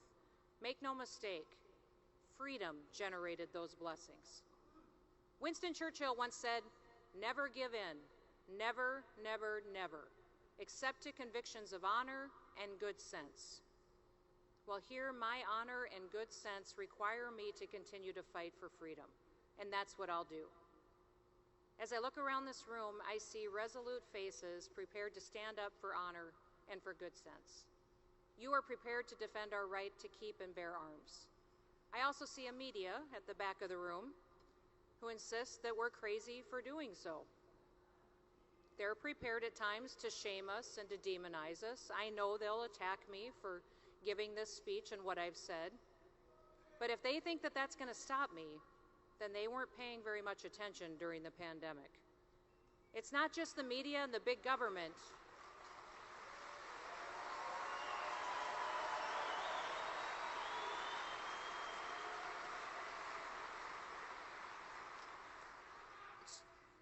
It's not just the media and big government that are attacking our rights. Now we've seen banking institutions go after industries that they disagree with. Have you seen that they're threatening to withhold funding, cancel loans, and holding them to a different standard than how the left is treated? None have been more impacted than those who support the Second Amendment. Well, not on my watch. I won't stand for it, not in South Dakota. So I'd like to ask Wayne if he would come back out here and join me on stage, because today I'm going to be signing an executive order to protect your God-given right to keep and bear arms from being infringed upon financial institutions. So we'll welcome Wayne to the stage.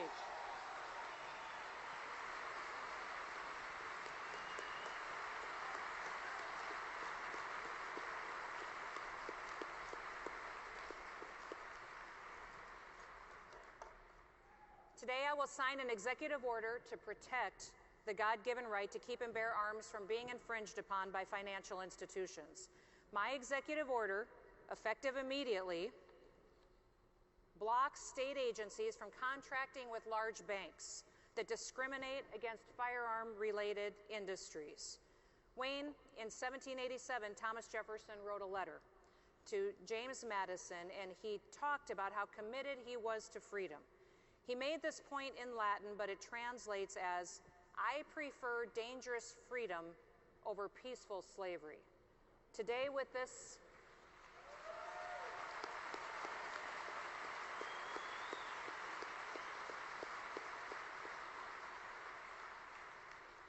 I'm not sure, do you have a microphone, Wayne?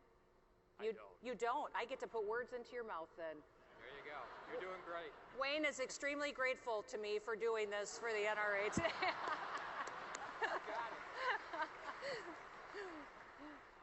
on behalf of everyone in this room, gun owners throughout the country, and all our members and firearms owners in the great state of South Dakota, Governor, God bless you. Oh, thank you. Thank you. You stay right here.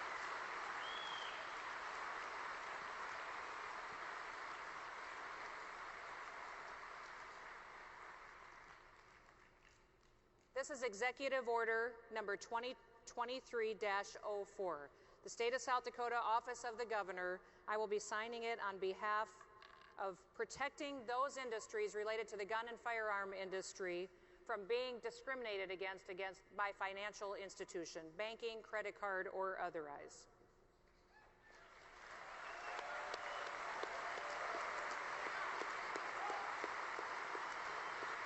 There you go. Thank you. Thank you. I'll wrap up and then we'll go. Okay.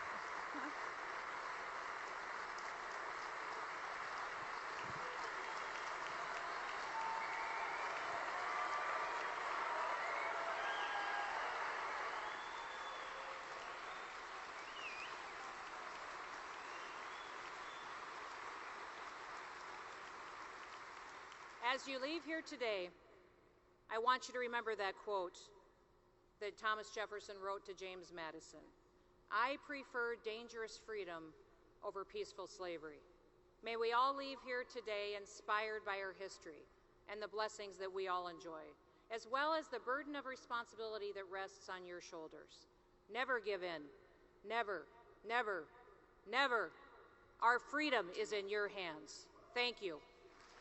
Almost every day we wake up and we learn of another problem that President Biden has either created or he's made worse by his bad leadership. Today I want to talk to you about the drug shortage that we're dealing with in this country, and then I'm going to tell you what South Dakota is doing about it. We will lead once again where President Biden is hiding.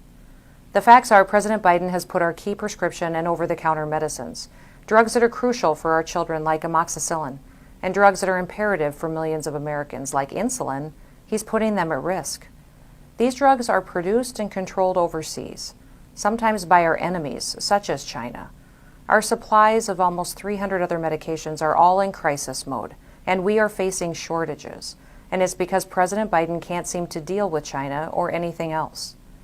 When it comes to America's medical care, our national leaders must take action to stop our enemies like the communists of China from controlling our supply chain. But that's not what President Biden is doing. He's hiding from the problem. Now, whether it's TikTok or spy balloons, prescription meds, or a host of other issues, Joe Biden can't, or he won't, protect our nation from one of America's most serious geopolitical challenges. As governor, I will do all I can to protect our citizens from these threats. I have ordered my Secretary of Health to be proactive to figure out how we can make sure that South Dakotans get the medications that they need to survive and thrive, despite what President Biden is doing and failing to do to meet our needs. President Biden has declared the pandemic over recently, while here in South Dakota we have known that it is over for years. In fact, our state is the only state that never once shut down. We worked together to meet our challenges, and we took care of people. We will do so again today. And I will take action to lead on this crisis too. Here in South Dakota, we don't complain about things, we fix them. Well, thank you. Thank you, Congressman Johnson. It is an honor to be here. I was ready for some kind of a joke or something I had to respond to, but thank you very much for that kind introduction. I've enjoyed watching you serve in the seat that represents South Dakota here, and you've done so with distinguished honor. So I appreciate all of your service to our state and our people. Thank you. Good morning, Chairman Westerman and Ranking Member Grijalva and the members of the committee. It's my honor to be with all of you today. In fact, my former Chief of Staff just gave me my old nameplate from this committee when I had the chance to serve with all of you, which is incredibly special to me. I would put it up here today and use it, except for I don't get the chance to sit where you sit today. This is not a decision that I will get the chance to make. This is something that has congressional authority, and you need to act in order to protect our people and to protect our freedom. Today, I sit in front of you as a governor and as a former farmer and rancher and someone who recognizes the deep devastation that if this proposed rule were to go forward, how hard it would be on our people and what it means for our nation far into the future. I remember vividly my time serving here on this committee. And I remember fondly working with many of you who sat on this committee with me as well during that time and the good work we were able to do in preserving our natural resources. Today, as the current governor of the great state of South Dakota, I want to direct my comments specifically to a piece of legislation that you are debating and considering, H.R. 3397. This legislation would require the Director of the Bureau of Land Management to withdraw a rule relating to conservation and landscape health. This rule is just one of many that highlights an example of overreaching, unelected bureaucracy attempting to perpetuate radical environmental policies that ignore common sense.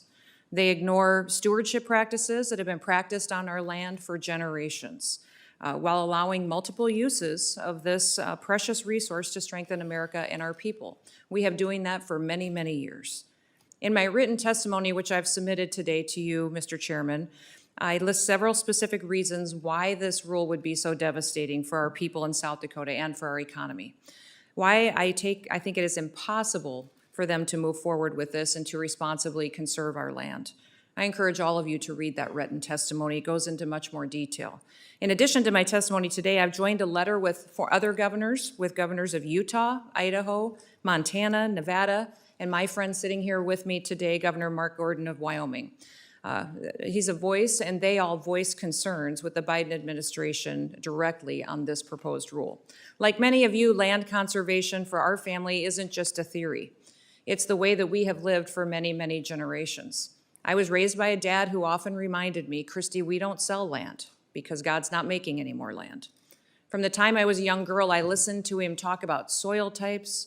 I listened to him talk about the importance of native ground, conservation practices, and management decisions. I learned the scientific data and the research of what it took to operate on that land and to protect it, but I also learned why he cared so much. Because working the land wasn't just a job or a career to my father. It was our family legacy. It was our way of life. It was a culture that not only preserves a critical work ethic that is so important to this country, but it also reminded us daily of the natural resources that were a gift from God.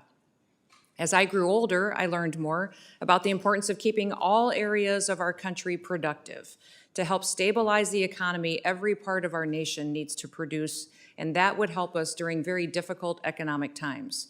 I also learned how critical it was to be energy independent, how important it was to protect our nation's food supply and to produce our own food. Now, when I was elected governor, I've selected a fellow rancher as my lieutenant governor. His name was Larry Roden, and to our knowledge, we are the only governor and lieutenant governor in the history of the nation that both spent our lives making a living from agriculture.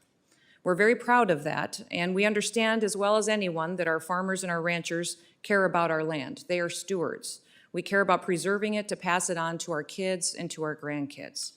My experience in business and in public office and national security issues has reaffirmed my belief that our enemies and those who hate the United States of America may never need to fire a shot to take us over. They may not need to. We are going to be surrendering our freedom by becoming more dependent on them for our critical needs, for gas, oil, food, medicine, and more. When a country controls our food supply and our energy supply, they will control us, and American freedom will be gone.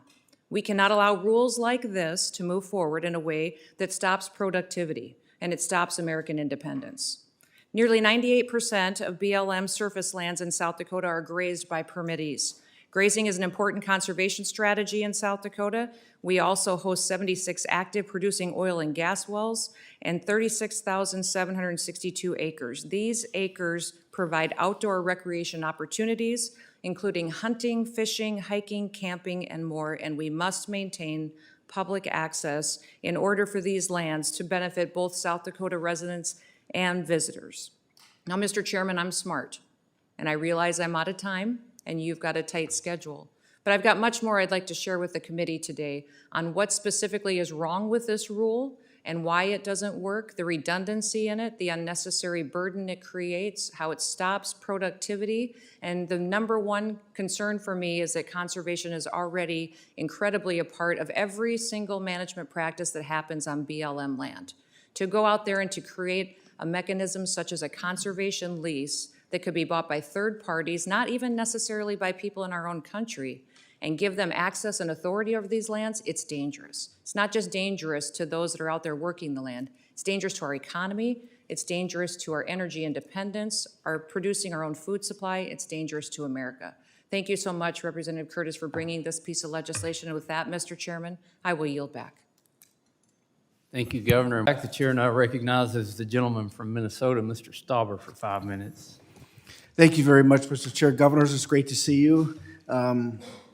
Welcome to the fourth administrative state where unelected bureaucrats make rules that affect us all, oftentimes in a negative way. To me, this is, as Mr. Curtis spoke about, I think this is a way for our federal government to take chunks of land to stop development. You know, in the Iron Range of Minnesota, we have the biggest copper nickel find in the world. It's called the Duluth Complex. Trillions of dollars of minerals there. This administration wouldn't even allow an EIS to go forward. They removed 225,000 acres from development. This is what they're trying to do. And we can talk at these hearings. This administration is going to do what they want to do. I never thought as a member of Congress I would have to vote to defend using gas stoves in our homes across this country. But we did. And just last week, the Army Corps of Engineers removed a water permit that they gave just 4 years ago. The EPA remanded this water permit, first time ever in the history of this country. We feel the pain, and as Mr. Curtis talks about the western states, I want to add the Midwestern states too. This is happening in Minnesota and other states. They would rather push this agenda than allow the American people to live free. As Ronald Reagan says, as government expands, our liberties contract. And as governors, you're seeing that in your respective states. I believe this is another rule and a tool for this administration to assert control and take away our lands from the people of this nation.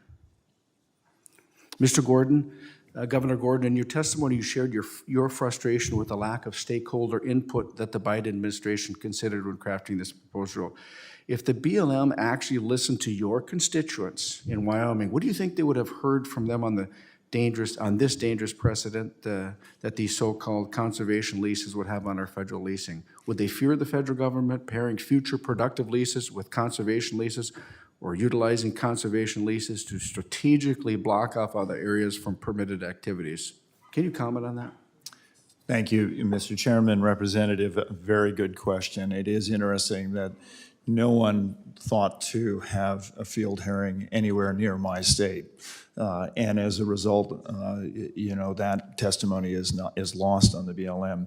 I think one of the biggest challenges, and you've mentioned it, is the lack of consistency and the desire by the federal government to kind of control the future of this.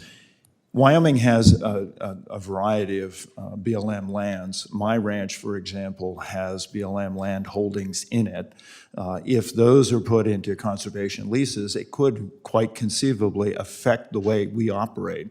That could, for many families in Wyoming. I would submit to you, Governor, that it will. Yeah, if this no, goes I through. agree with you. And I would also say, Representative, that you could break ranches. You could break families that have been on the ground for generations. And here's the deal. If they weren't focused on sustainability, if they weren't focused on conservation, they wouldn't be in business now.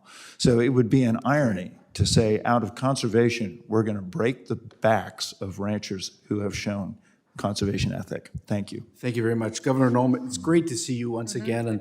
And real quick, just like in my district in northern Minnesota, public lands play an important part, a role in your everyday lives of those living in South Dakota.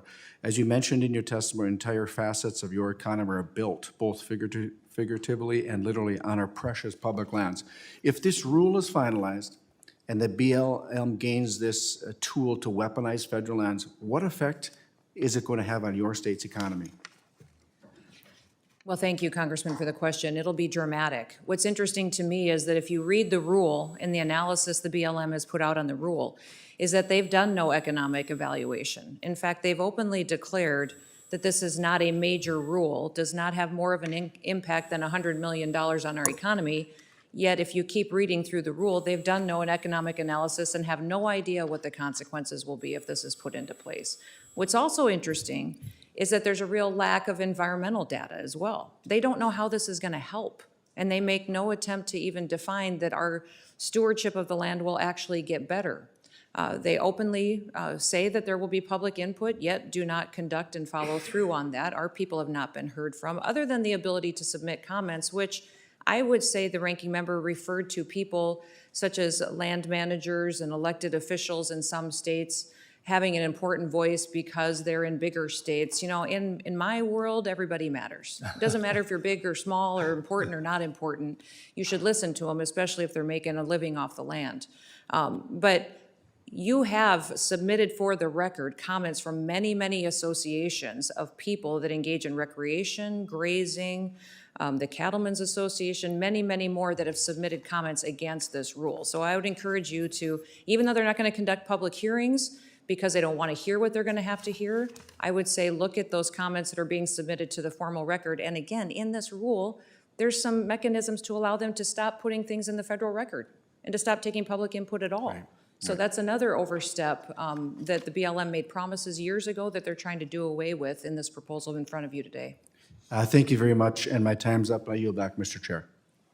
Gentlemen, Governor Noem, in your testimony, you talked about how this rule has no scientific basis. You talked about how the administration's classifying it as a minor rule, and we held up the 88-page minor rule that they're proposing.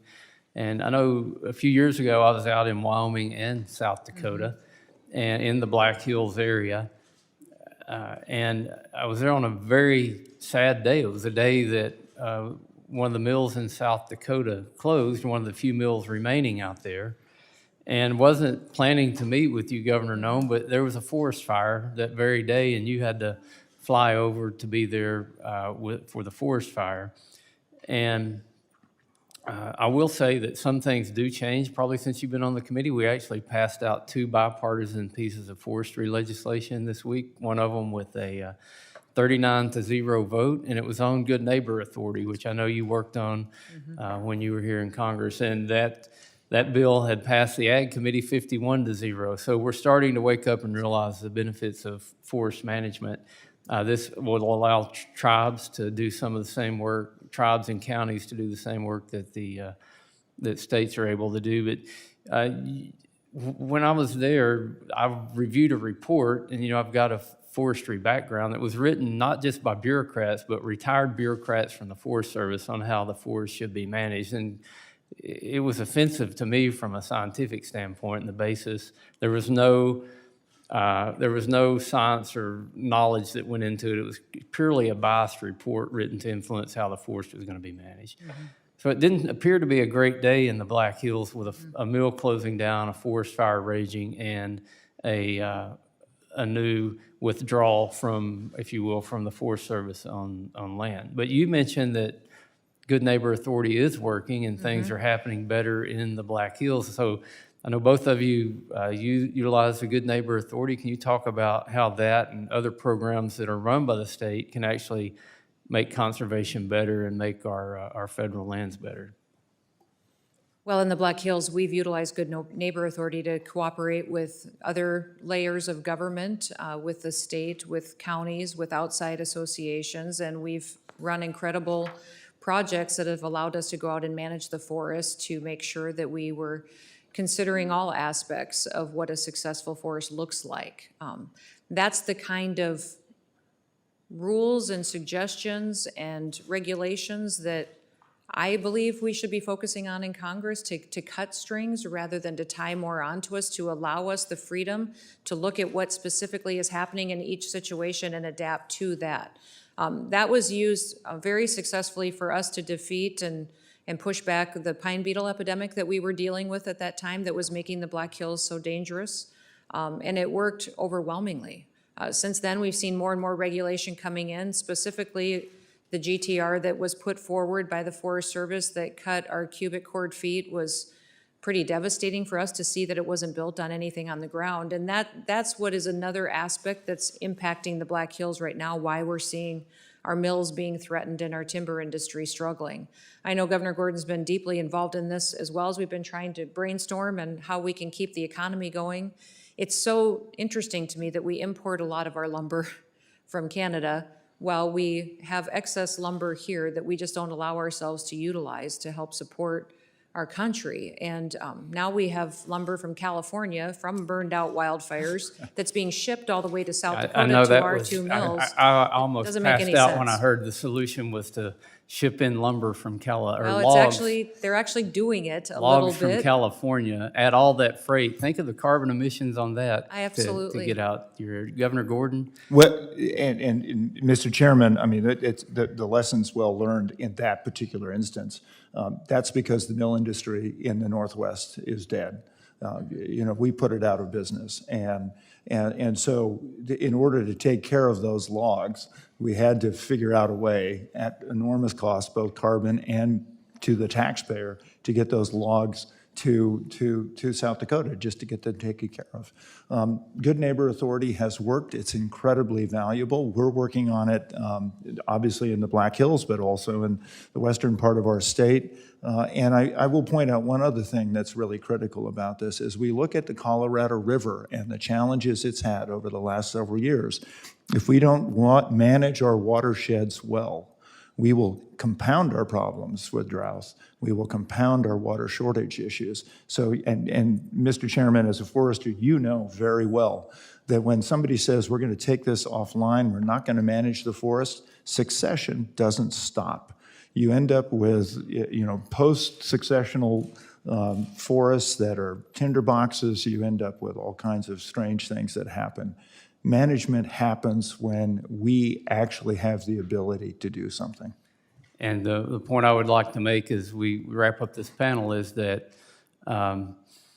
when we choose not to manage, we make a management decision. And if the federal government, the bureaucracy in the federal government is truly concerned about conservation, then let the people who know how to do conservation actually do conservation, because the federal government's track record on conservation is really pretty poor. And if you look at it compared to tribal governments, to state governments, and to private, you're looking at two different areas and actually two different universes. So thank you to the witnesses for being here today. And Governor Gordon, you mentioned something that a great point.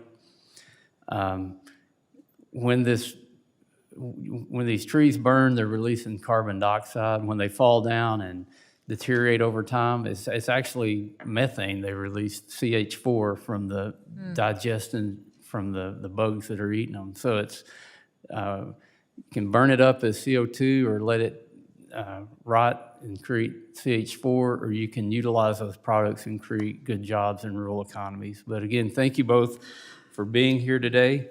And that's the last questions we have for panel 2. Some members of the committee may have some additional questions for the witnesses that we will ask to respond in writing. And we will be now move on to our third panel. And while the clerk resets the witness table, I'll remind the witnesses that under committee rules, they must limit their oral statements to 5 minutes, but their entire statement will appear in the hearing record. I'd also like to remind our witnesses of the timing lights, which will turn red at the end of your 5-minute statement, and to please remember to turn on your microphone. And as with the second panel, I will allow witnesses to testify before member questioning.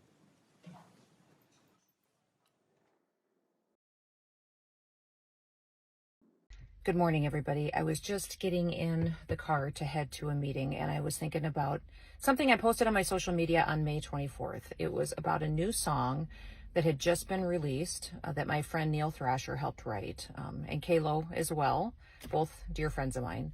But it was by Jason Aldean, and I was so impressed with the song because it talked about the value of small towns and how we have our priorities right. And when I posted on my social media, I talked about that I hoped the video would be shot in South Dakota because that is our way of life here. I am shocked by what I'm seeing in this country with people attempting to cancel this song and cancel Jason. And his beliefs, and him and Brittany are outspoken about their love for law and order and for their love of this country, and I'm just grateful for them. I think a lot of times people that go out and fight every day on these important issues and have an opinion and remember the freedom and liberty that this country was founded on get persecuted from it. And we're seeing that with the Aldeans right now and the songwriters that work so hard on this. And I just want them to know that we support them. We love them. Thank you for writing a song that America can get behind. And boy, keep singing, keep playing. And if you want to come to South Dakota, I'll let you play anywhere. We'll facilitate it. I know you're coming in August, but if you want to come sing it on the governor's residence front lawn, we'll do it proudly. So thank you for being patriots. God bless you.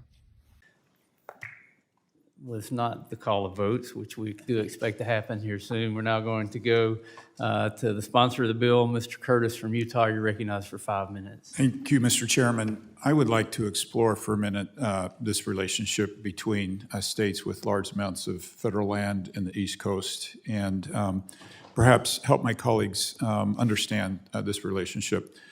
Like both of you, Utah has a large amount of public lands, about 42% just for BLM, about 60% over federal lands.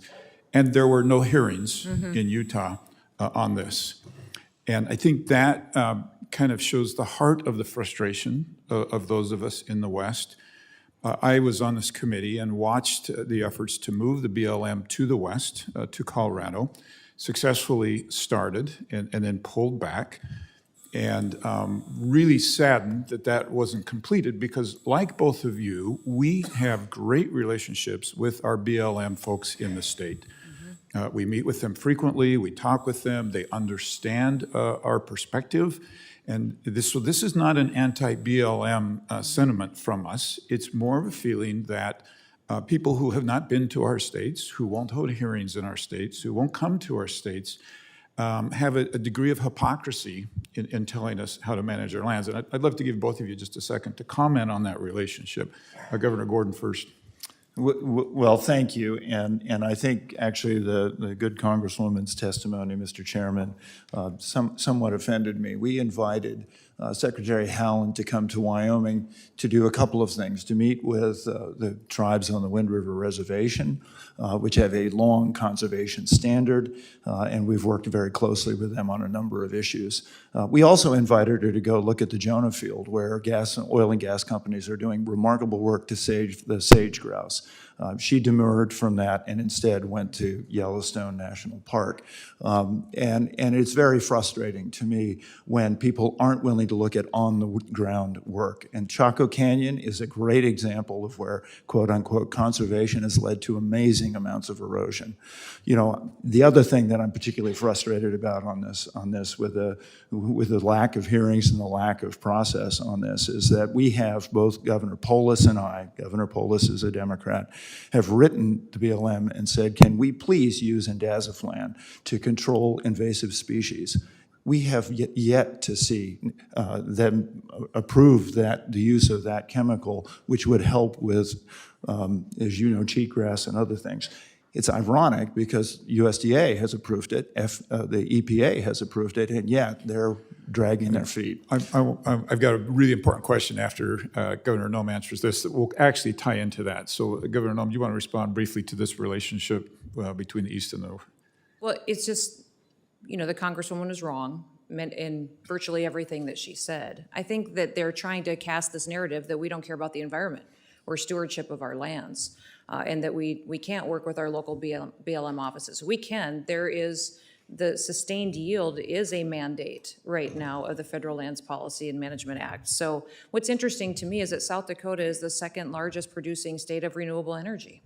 That we are regularly in the top 10 of greenest states in the nation, that we are very conservation minded. So both of you have led right into the question I want to ask you right now, which is hypothetically, if we could change this and make it outcome based and say, okay, states, you get to decide the rules of the road, and these are the outcomes we want to produce. We want to make sure these lands are protected. We want to make sure they're preserved. We want to make sure there's recreational opportunities. We want to make sure that any extraction is done appropriately. So here's the rules of the road. And you get to set the terms and conditions. How many of you would like to compete with New Mexico on those terms? In a heartbeat. We'd beat them every day of the week. You know, that's the reality of it, is because we have less bureaucracy. We did all of these accomplishments and outcomes without mandates.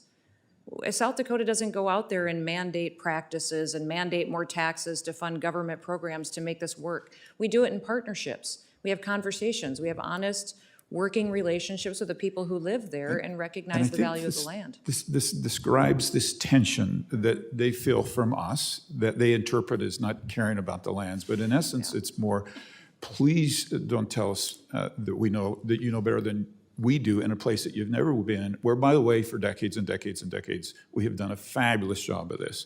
And I wish we had more time to explore this relationship, but I think you've spoken well. Give us an outcome-based rule, and we'll take it all day long. Well, and the one thing that Governor Gordon has mentioned is that this rule also trounces on states' rights. Absolutely. Because totally it takes get decisions right. we make regarding our wildlife and how we operate away from us and gives it to the federal government. It is about control. Yeah. So regardless of what they say. I it's regret I'm out of time. Mr. Chairman, I yield.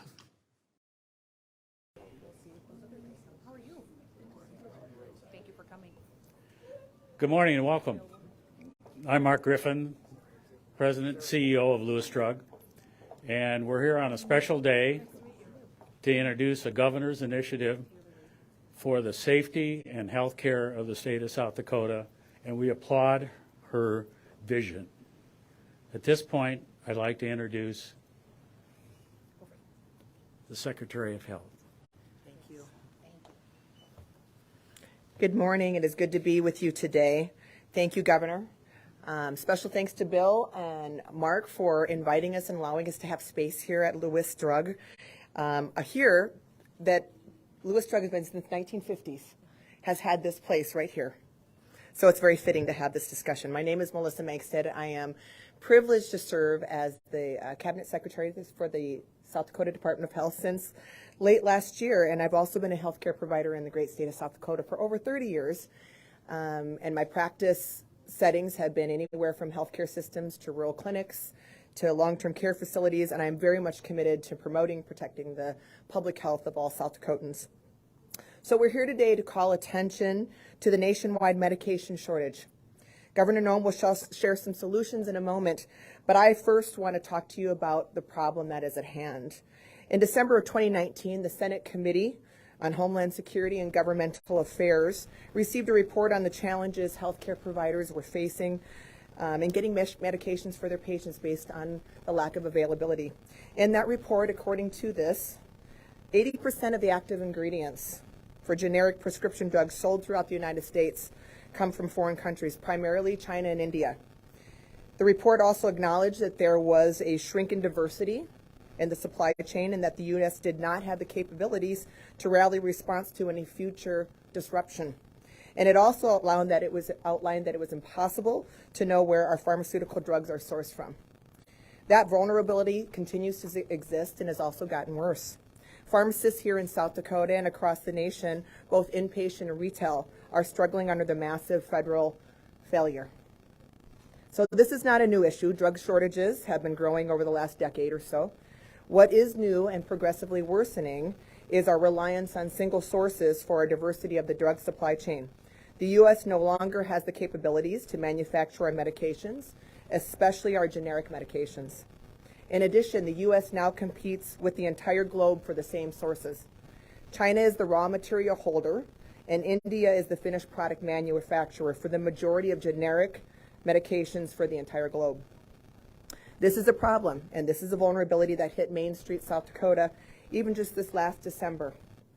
From friends and families, and even to the littlest South Dakotans were impacted when even the simplest medication of amoxicillin was unavailable for months. The consumer cost savings of the generic drug market requires high volumes made at cheap prices. That's a huge benefit. However, the downside is that manufacturing these cheap generics has not been fiscally sound in the U.S., leaving the drug manufacturing work to be completed cheaply overseas. This isn't necessarily a bad thing when there's diversity in the sourcing. When the sourcing starts to become concentrated or located solely in one country, then there are concerns. The supply chain can collapse because of just one event at that point, whether it's an earthquake, a pandemic, or a company just going out of business. Every year during respiratory season, our little ones need amoxicillin for strep throat and ear infections, and I can tell you from personal experience that the cupboards were bare at our pharmacies for months this last season. Our pharmacists, working hard, could not dispense amoxicillin for months, the simplest of medications. Prescribers went to the next set of antibiotics, which quickly led to the shortage in those next medication supplies, as an example of one of the things and how it's impacting South Dakotans, all the way down to our littlest people. Pharmacists across the country, both retail and inpatient pharmacies, spend their days trying to find even small of amounts of medications to be able to dispense to their patients. They might tell patients to wait a few days until the next shipment comes in, or they may help find an alternative to the medications that was prescribed, even if it's not as effective. And sometimes, frankly, there is no alternative. This isn't right. My team and I spoke to pharmacists across the state, frontline people. One pharmacist stated, "We are far beyond being able to solve this on our own." Another seasoned pharmacist declared, "In my 42 years, I've never seen anything like this." And we've also heard from our inpatient pharmacists, what is new is how long these shortages are lasting and how many there are. And now there are so few companies that make generic medications that when one goes into bankruptcy, that company may have been the one and only manufacturer of that particular drug. But even if they weren't, the rest of the companies cannot respond to the demand that loss created. In South Dakota, we step up and we rise up to challenges and we lead conversations. We have taken the information from the ground up, our pharmacists, our nurses, our prescribers, our patients, and prepared a report for Governor Noem to use to inform her decision making. And we thank the governor for being aware of this issue for us all, for caring about the people of our great state and leading the charge to providing solutions on behalf of us all. So it is my privilege and it's my honor to introduce to you the Honorable Governor of South Dakota, Governor Kristi Noem. Thank you. Well, good morning. Thank you all for coming. This is a very important topic, which I'm grateful that you are here to learn about. I want to thank our legislators for coming, too. We have several of them here, and I know they're passionate about this issue and have been very involved in our healthcare industry and taking care of the people of South Dakota. Listen, Secretary Magstedt was the first person who brought the shortage to my attention, but it was long before she ever served as the Secretary of Health for the state of South Dakota. Several years ago, I toured some pharmaceutical manufacturers in the United States, found out about where their ingredients were coming from, the fact that we had very few facilities left in the United States and that we were relying on other countries such as India and China to generate a lot of the medications that people rely on. That's when I first learned that we could not be certain of ingredients that go into our medications, that they weren't toxic or contaminated when people received them to take care of their family members. And I became alarmed by what I saw happening in the United States of America. For me at that time, I recognized that it could be a national security issue to take care of the health of our people here in our state and in our country. Secretary Magstedt for the last year and a half has been texting me and talking to me and calling me about shortages that we've seen in South Dakota. She was the first one to passionately reach out to me and say something has to be done. And we started to do research. Listen, I'm not just the governor. I've served in Congress, but I'm also a mom. When Booker was born, he was a very, very sick little boy. In fact, he couldn't get through a day without albuterol, steroid treatments, breathing treatments on a daily basis just to help him breathe. Albuterol is one of the medications that we are extremely short on and was not available to many parents throughout this last winter season.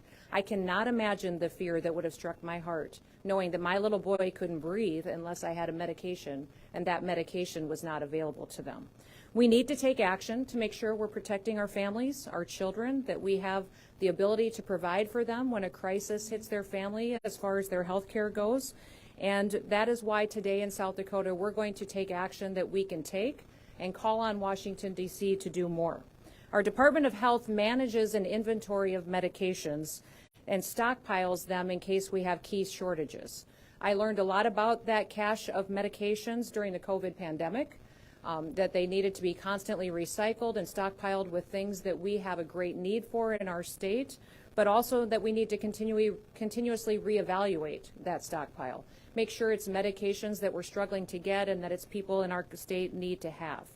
This tool is utilized currently in Sioux Falls and Rapid City, and that's good. but there's unique challenges facing our communities that don't have readily accessible medications that they need on a day-to-day basis. So we're going to be expanding this supply and this stockpile to several other communities. Today I'm announcing that we will have a stockpile in 5 more communities, including Aberdeen, Mobridge, Hot Springs, Pierre, and Yankton. We've never, as a state, had a cache of medications stored in those communities. We will start doing that today. We will also be diversifying the type of medications that will be available to the public should a shortage occur and it become necessary to tap into the stockpile. There are antibiotics and other necessary medications that we've run into shortages with the last year, year and a half, and we are going to be adding to the stockpile albuterol, epinephrine, insulin, prednisone, and pediatric amoxicillin. We saw many times throughout the last year that also parents could go to a drugstore such as Lewis like this and find that they couldn't even get children's Tylenol for their children, that they couldn't get the needed prescription that they needed. These 5 new drugs that we will have in these caches will be available to parents should something like that happen. I'm extremely grateful to Mark and for Bill being here today and for helping to speak to this issue and to giving us the opportunity to talk about their real life experiences that they have with family members that are struggling with these shortages. We're blessed right now to be in the summer months where these drugs aren't in high demand, but we will get a supply that will prepare us for our winter months so that when the need arises, when we get into a difficult respiratory season or are dealing with other viruses that may come, that our families here in South Dakota will be taken care of. That's what we can do as a state on a short-term basis to make sure that we're doing what is right and responsible for our population. We can protect our people, but it's not the long-term solution. That's why today I'm also taking other action. I'm sending some leaders in Washington, D.C. a letter. I'm sending our congressional delegation an official letter that will ask them to take action on some of the things that need to be done to fix this problem permanently. I'm also sending it to the leaders of the U.S. Senate and the U.S. House from both the Republican and the Democrat Party, asking them to recognize this as a national security concern and to take action on behalf of the health of our public. I also am sending them a copy of our report that the South Dakota Department of Health has generated that identifies the problem and points specifically to the supply chain challenges that we have and the manufacturing challenges that we have. And then I also am sending this letter and information to the Commissioner of the U.S. Food and Drug Administration. A lot of these problems are in the FDA, and they can take action today to relieve these problems. And hopefully with the pressure of some senators and some congressmen, the FDA will take that action today. What these letters say is it's urging them to take decisive, swift action to increase transparency in our supply chain, that we have long-term policy solutions that will bring new materials to a finished product, that we know where it's coming from and what kind of finished product we're going to have available to the public. They should act to increase diversity in the manufacturing of generic products and medications, that the FDA should be more transparent about shortages and events that would cause disruptions in that supply chain. The useful life of medications should be re-examined by the FDA to see if it's appropriate for medications to be stored for a little bit longer. That waivers should be provided to allow purchases of medications from Canada, that Canada is a much better place for us to be reliant on our medications than relying on countries such as China that seek to destroy us. Congress should create a more favorable regulatory environment to boost U.S. manufacturing, including shorter cure periods for U.S. manufacturing plants, and that Washington should require a risk assessment of foreign source active pharmaceutical ingredients. That's one of the biggest reasons why we're here today. These issues, if they were addressed in Washington, D.C. by our leaders and within the FDA, would fix our problem. It would identify where our ingredients come from. It would ensure that they are safe, that we do have a diversified supply chain, and that we could move some of this manufacturing back to the United States of America.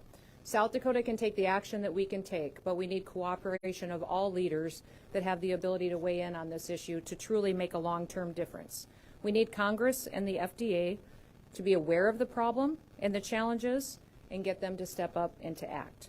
Today I've asked Bill Ladwig if he would come forward. He is with Lewis Drug, and he's going to share some of his personal insight and wisdom to this challenge and what he's seen on the ground. And so, Bill, if you'd come up and share some of those, that information, I think it'd be extremely helpful. Thank you.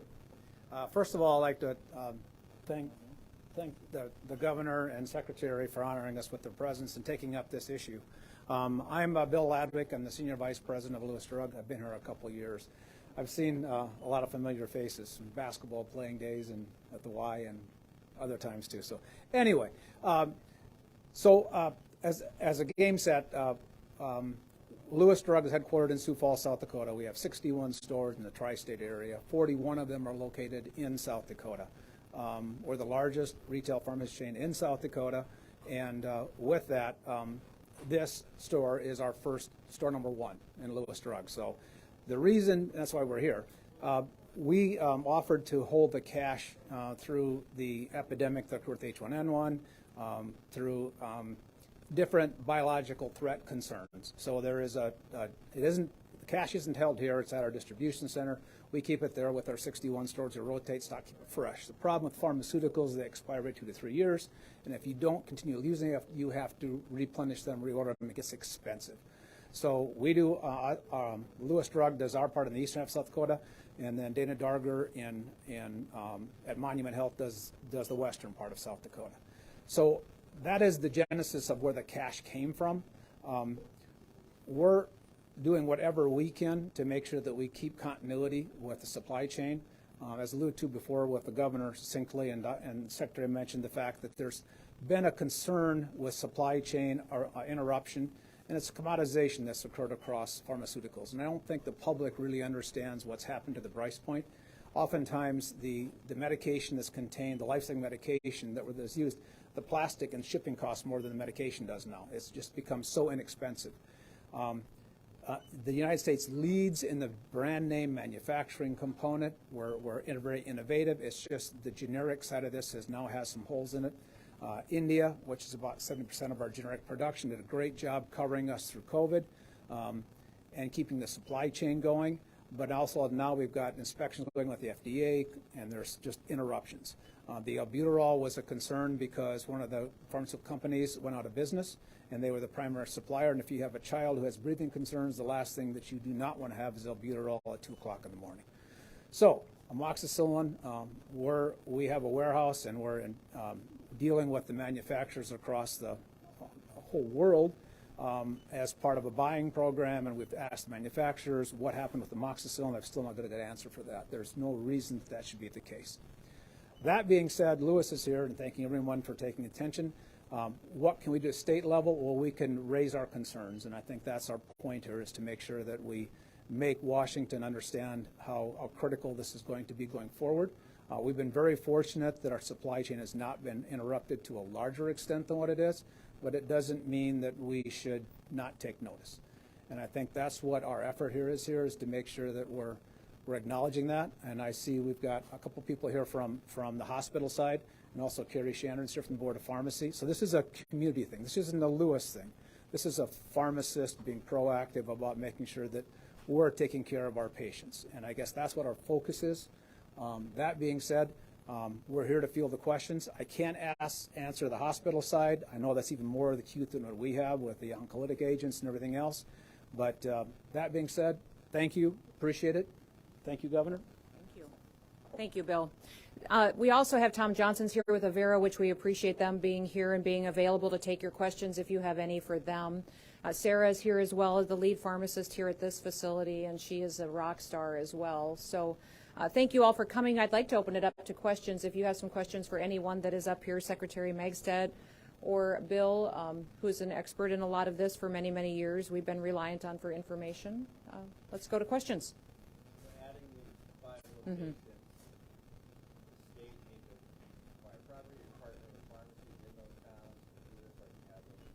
Mm-hmm. Yeah, we've already come to an agreement with pharmacies and suppliers in those areas to facilitate the cash, and then that will be completely cycled in and out so that we don't hit expiration dates, to make sure that that medication is always available for the public.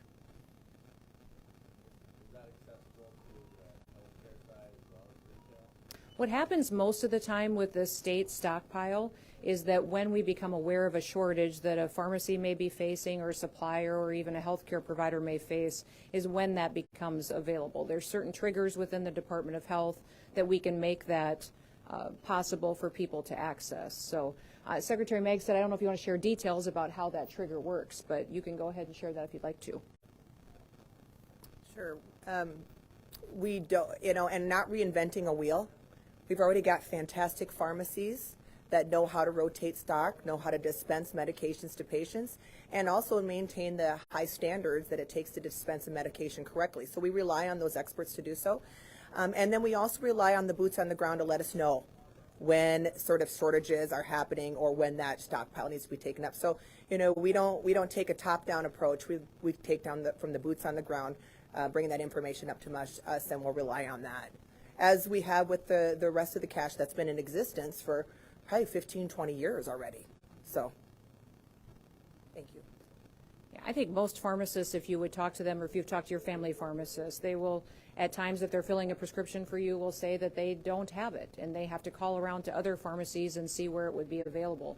Many times last winter, those pharmacists simply could not access the medication they wanted, the doctor wanted to give to their patient. They had to go to alternatives, less effective drugs that may be available and accessible, and it was a real challenge. Our goal today is, with these stockpiles in these communities, is that we prevent that as much as possible, especially these necessary medications that are so vital to protecting the health of our parents and our children. I've noticed that Adderall wasn't included in the list of new medications that you'll be stockpiling. I'm just curious why that is, especially Sure. No, go ahead. So as we went and started sort of developing, and to your point, our cash does not, it's kind of a fluid discussion based on what needs, and we'll take that feedback from the pharmacies as well. But we looked at some of the things that we had to look at. What is the greatest number of need for the greatest amount of people? And so that's where we started. Amoxicillin was part there, as Bill sort of mentioned, that no one knew why amoxicillin was gone, but that was one of the first domino effects that became the problematic for the next set of antibiotics, and then became the problem for the next set of antibiotics. So we looked at key domino areas. We looked at even, if you were to Google top medications that change the longevity of life in society, and you'll see number one, the invention or discovery of penicillin. Number two, insulin. Life changers. So we worked on things that could hit the greatest amount of good. Number two, change the lives of people we can't live without. And then we tried to also go back to, I don't know if anybody's ever taken a CPR class, airway, breathing, and circulation. If you don't have airway and breathing taken care of, hence albuterol, then you can't progress to the other. So that's where we started from. Not to mean that conversations can't change, or be added, but that's where we started from for those particular reasons.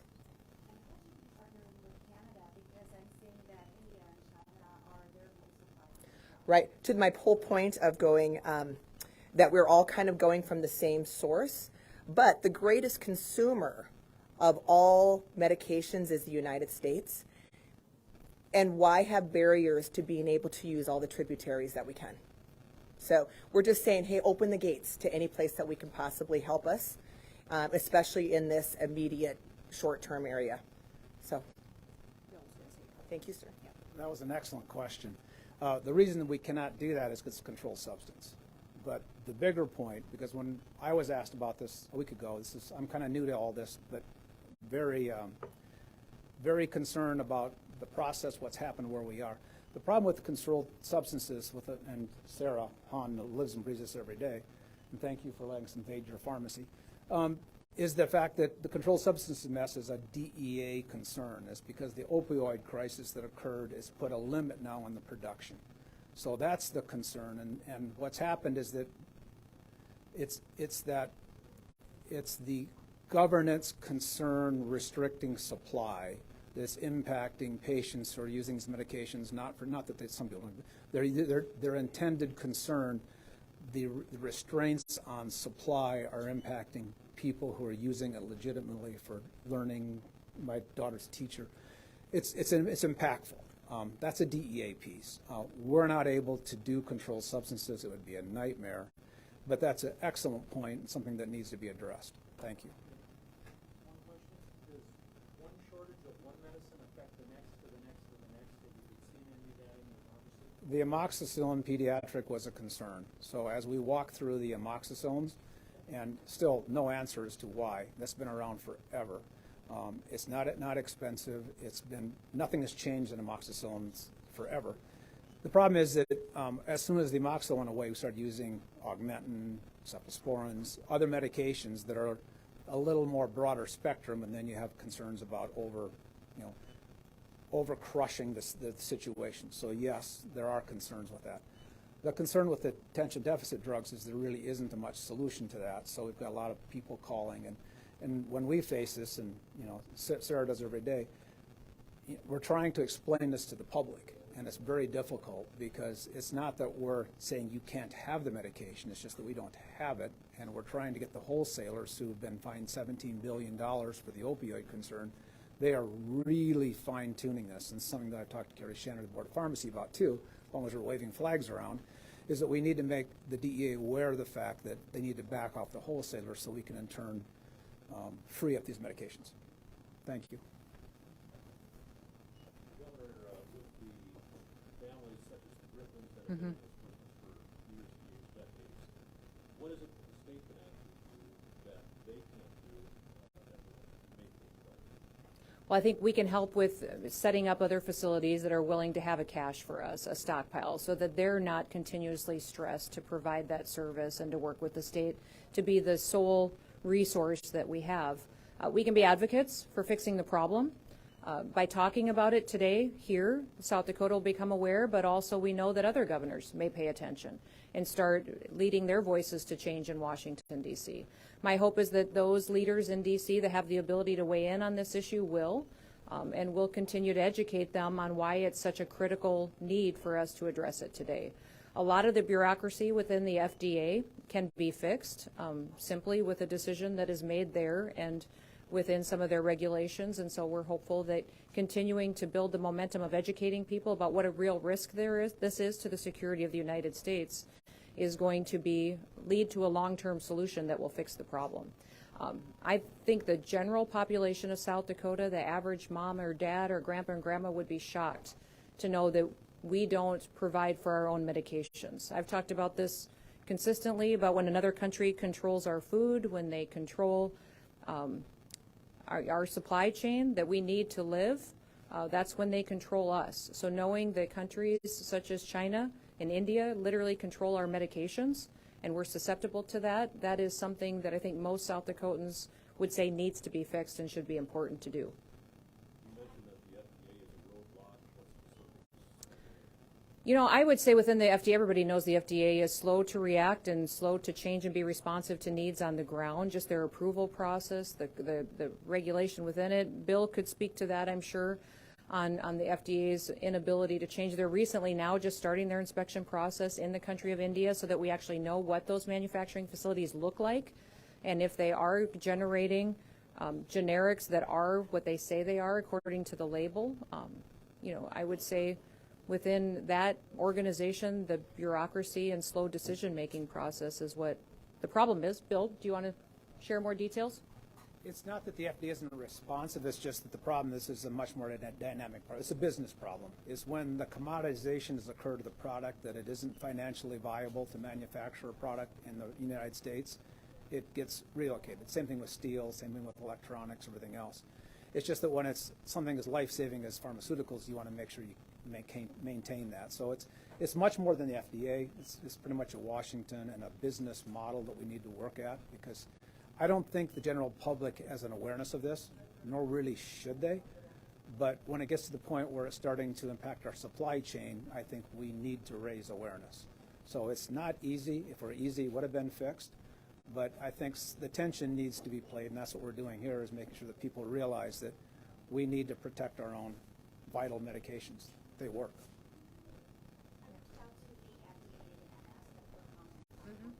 Yep.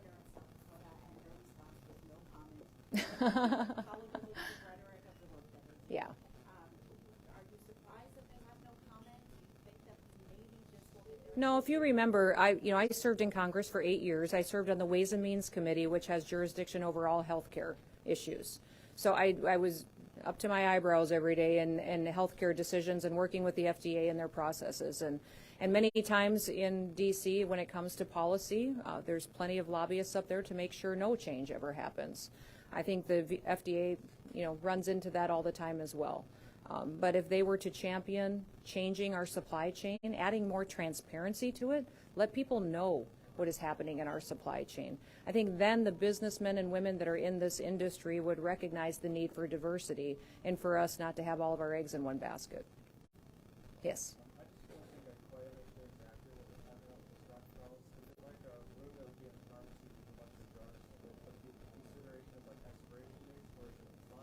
Correct. It's actual medications, and we'll let Bill or Melissa speak to it, whoever would like to.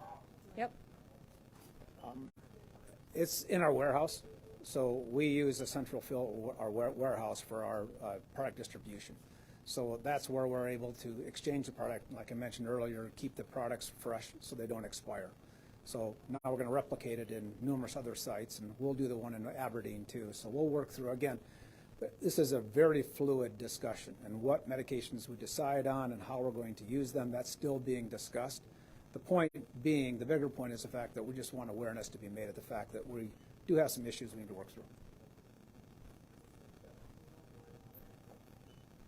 We've seen the last several years the need for medications when we have something, a virus, hit the state of South Dakota and not having it available. We spent thousands of hours on the phone trying to get necessary medical equipment, prescriptions, supplies for our people to take care of them throughout the COVID pandemic and since then. So it'll be the same type of decision-making process that we'll use to decide what medications will be stockpiled, how much we can have there and keep cycling through to keep it fresh and make sure that we can protect the population of South Dakota and not have to be reliant on finding it in another state or another country when a shortage occurs that day. Yep. Mm-hmm.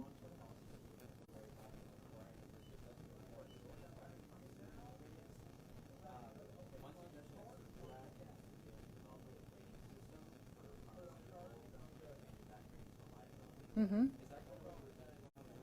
Yes. Yes, it is, definitely. The reliability of those suppliers and those manufacturers, the reliability of the consistency of that medication, that they actually are manufacturing what they say they're manufacturing, and then the cleanliness of that medication, which that it doesn't have some kind of toxicity or contaminants that are included in it as well. All of those have been problems in different types of situations over the years, and that manufacturer should be accountable for the type of product that they deliver and that it is the product that they deliver. Well, the FDA currently conducts those inspections and should be doing that. We need transparency in that process, and for me, as an individual, as a mother, as a grandmother, would like to know that I have that information available to me, that if this specific drug comes from this manufacturer, that it is safe and it is something that what they say it is truly is the medication and the dose that my child or grandchild is supposed to have. Sure. I'm just curious, this past winter, how many times were you telling parents, like, hey, we don't have amoxicillin, we don't even have penicillin for those who aren't allergic? Far more than I ever would have hoped. In my years of doing this, this last winter was rough. It's hard to tell someone that I can't provide you what you need for your child. Luckily, we were able to work with other pharmacies, hospital systems, other ways. We got to a point where we were making amoxicillin from the capsules that we could get to make sure that it was available. So unfortunately, yes, we spent a lot of time on the phone in front of parents telling them those kind of things, but hopefully that's not something we relive. So. And also, how bad is the shortage of epinephrine? Epinephrine at this point, we are able to get what we need. So. And to be clear, the stockpile is generated to prepare us for our winter season when we would have a higher need for a lot of these medications. Right now we recognize that in the summer is the time to prepare for that season when we have a lot of these drugs that become more necessary for people. Obviously, when you're outsourcing the production to other nations, Mhm. because of the cost, some manufacturers don't find it profitable. Correct. Manufacturers there, that's why they're outsourcing. So would artificial stockpiling of this affect the pricing? Have you studied that at all? Well, the amount of stockpile that we will have will not affect the price. I would say that if every state started to do this, and if their policy changed at the federal level to prioritize manufacturing our own prescriptions here and bring our pharmaceuticals back home, that would be a game changer. I know it'd be more expensive to get it established here, but once we've generated our own medications in this country, I think we'd be much safer, and it would become more affordable because it would be more proliferated. Oftentimes with these other medications, we're running into supply chain issues, not necessarily just the cost of the manufacturing. It's can we even get it here because of other disruptions that are happening around the world. Other questions or comments? All right. Thank you for being here. We appreciate it. We'll stick around if you have any other questions, if you want to follow up with those that are here. Again, Mark, thank you so much for having us. And Bill, thank you for your expertise, and Secretary for all your hard work, and Sarah for stepping in and hitting a home run. We appreciate we grabbed her and she came on up, and thank you for all that. Have a wonderful day.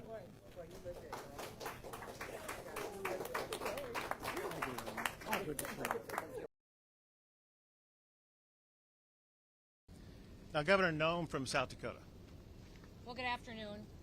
I've been down here to the border before. This was the first time I had the chance to really see it from the air. And what we're literally witnessing is a war zone. And it's astonishing to me to watch it perpetuated by our federal government and by President Biden. I was the first state to send National Guard troops down here to participate in partnership with the Texas National Guard. And many other governors had sent some law enforcement. I sent my National Guard because I recognized what we were facing, that this really is a war. It's a war for our country and for our federal laws that have been passed in our Constitution. They are threatening our sovereignty right now, and the cartels are out for blood, and they are facilitating the trafficking of our children each and every day. That's what I find so shocking about the way that Biden continuously violates federal law, is the lack of humanity in these policies. And I hope you talk about this in your press today, and I hope you play this and you print it. These policies are inhumane of what they're doing to people and to families. The cartel is using these children to cross this border to get their drugs and to sell those children and taking advantage of them. The statistics are that over 60% of the children that cross this border will be exploited by these cartels. What's interesting is in South Dakota, yes, we've seen incredible increases in our drug proliferation in our state. We've seen incredible human trafficking consequences because of these policies here. I have another element at stake as well. I have Native American tribes in South Dakota. I have no jurisdiction on their reservations. Joe Biden is underfunding their tribal law at the same time. They are not coming out onto our tribal reservations and enforcing law and helping protect the communities there. And the vast majority of the drugs in the Midwest are coming right through South Dakota on these reservations that I can't do anything about. The people of South Dakota live with being on the front line of this mess every single day because the cartels are set up in South Dakota too. And that's what this country needs to realize, is that when you have a president in the White House that breaks the law and ignores the law, that has consequences not just here in Texas, which you have by far the worst consequences I've ever seen. And I want to thank Governor Abbott for all that he's done. He's a patriot for fighting this fight and continuing to fund it, and all the men and women that are standing up beside him, allowing him to do it. But the fact is, it doesn't stop at Texas. I deal with it every single day in South Dakota. Our crimes have gone up, our drug issues have gone up consistently, and it's because we have cartels set up in South Dakota too. So I'm all in. I've had our National Guard down here for a long time. We've had our Lakota helicopters down here on a federal mission doing surveillance on the border, and in September 1st we're going to send more troops down here. We absolutely have to show people that there's a different choice, and it literally is just enforcing the laws that we already have. You've heard our Border Patrol talk about this. You've heard our National Guard talk about this, our public safety. We don't need more laws. We just need the president to respect the laws that we already have. So thank you, Governor. Thank you, Governor. You're a rock star. Thank you. Now, Governor Stitt from Oklahoma.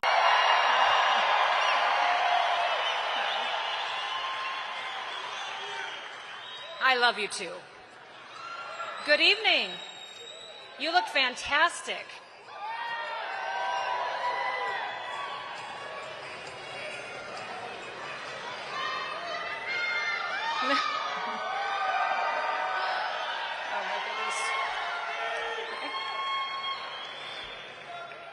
Thank you for being here tonight.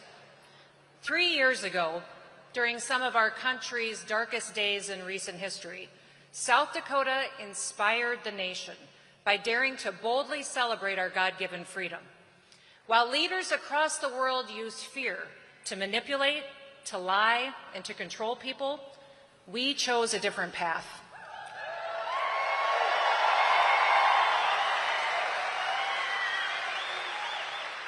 On July 3rd, we gathered at this nation's greatest monument, and we invited the world's strongest leader to join us.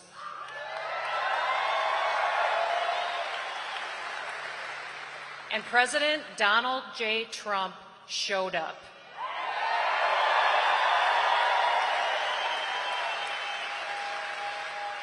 President Trump showed up, like he always does for the American people, and he has shown up here again tonight.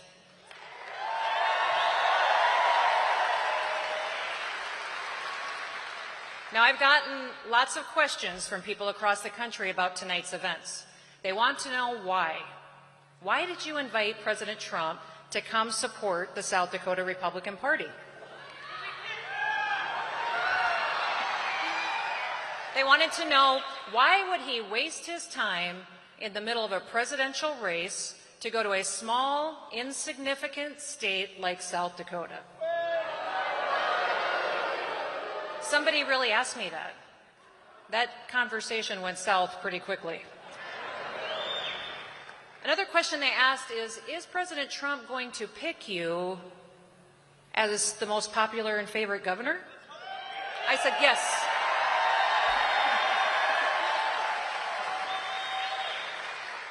So here are the facts.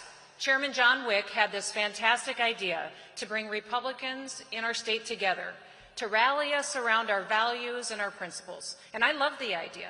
I told him that I would do everything I could to help him. We started discussing inviting all the candidates running to be President of the United States.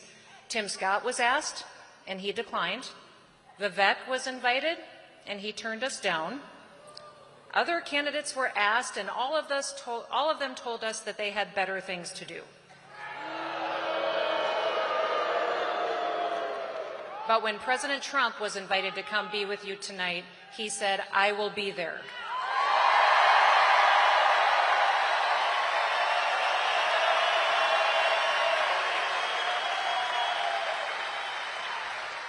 You see, that's why people love President Trump. He doesn't listen to consultants. He doesn't listen to the media or the political elite to tell him what is important and what his priorities should be. To him, every American is worth fighting for.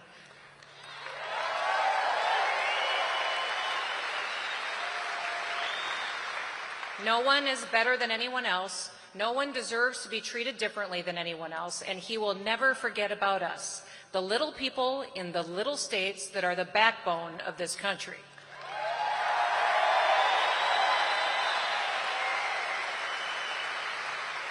He shows up for every American, and he fights for us every single day. Now, some people can't figure out his popularity. Why are people so loyal to him? I'm convinced it's because we have never seen anything or anyone like him ever before.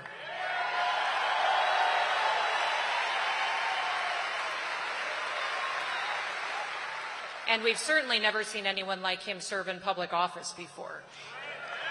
He is unapologetically himself.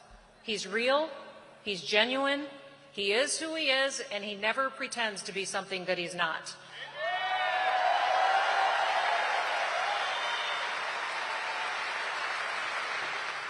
And those who hate America know that he will fight every single day to stop them from destroying this country.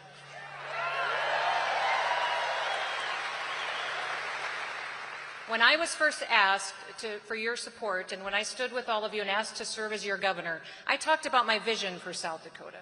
I believed our state could grow, that we could become stronger, expand businesses and industry, that we could pay down our debt, build stronger families, all while preserving our values and our way of life. We have done that here, and we didn't do it through more government control or by raising taxes. We did it by trusting our people and by giving them more opportunities to succeed. When the rest of the country was locking down and ordering people to stay home, we did the exact opposite.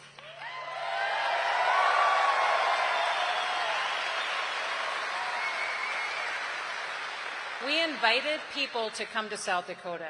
We used it as an opportunity to tell our story. We were a city on a hill during a very dark time, and we represented hope. We showed people and the country how to do better, how to be better. Many were threatened by what South Dakota has done the last several years. Here's why. While big government socialists want more control over you and your family, your money, and your life, we chose personal responsibility. We cut taxes, we cut regulations, we let families make the best decisions for themselves, and we have thrived.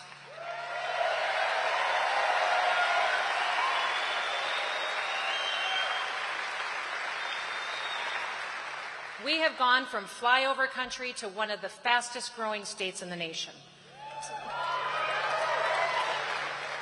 South Dakota's real GDP just grew a whopping 10.1%.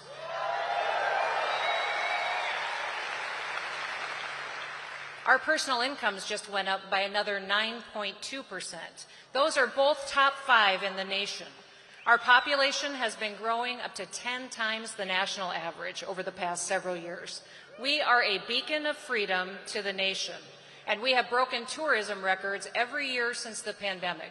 We have grown our economy faster than any other state and faster than at any other time in South Dakota history.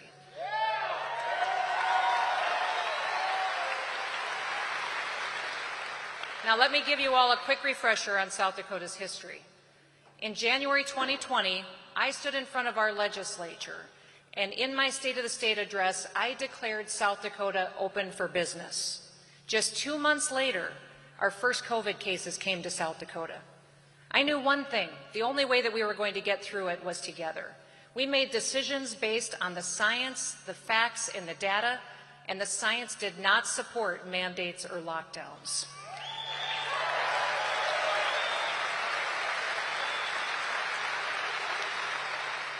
We asked South Dakotans to use common sense, and then we trusted them. We trusted them to use personal responsibility to make the best decisions for themselves and for their loved ones. And as a community, as a state, we went back to work. Other states were taking a very different approach. They ordered their citizens to shelter in place. They ordered businesses to lock down, ordered churches to close. Some even sent nursing home patients who had COVID back to their facilities. Those decisions were not leadership. They were made based on fear and control. Now, South Dakota, we focused on our facts. I respected my oath to the United States and the South Dakota constitutions. I respected our freedom, and I respected our people.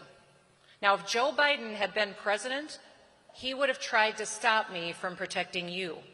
Thank God President Trump was in the White House at the time.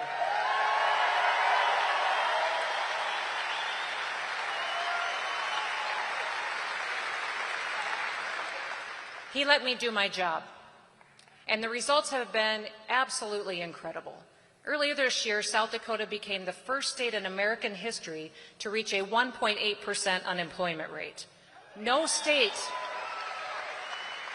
has ever had an unemployment rate that low. Our people understand the value of work and having a purpose, and they understand that we were created to serve each other. Incomes have been going up faster here than anywhere else. Women-owned businesses do better here than in virtually any other state. Folks are moving here in record numbers. Our birth rates are the highest in the country. Our new housing developments have led the nation. We have had historic tourism numbers, set new records in hunting and fishing licenses sold, and cut taxes, all while building historic revenues because of our economic growth. While other states were struggling with out-of-control crime and violence and hopelessness, South Dakota enforced our laws. We respected our law enforcement officers.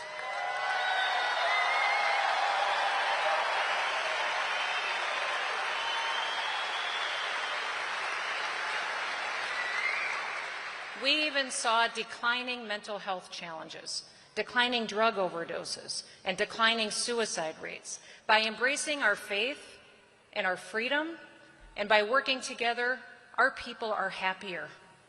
You see, I believe this is one of the main reasons why South Dakota is so attacked by those who want to see us fail. They will do anything and destroy anyone to get more control and power. We refused to comply.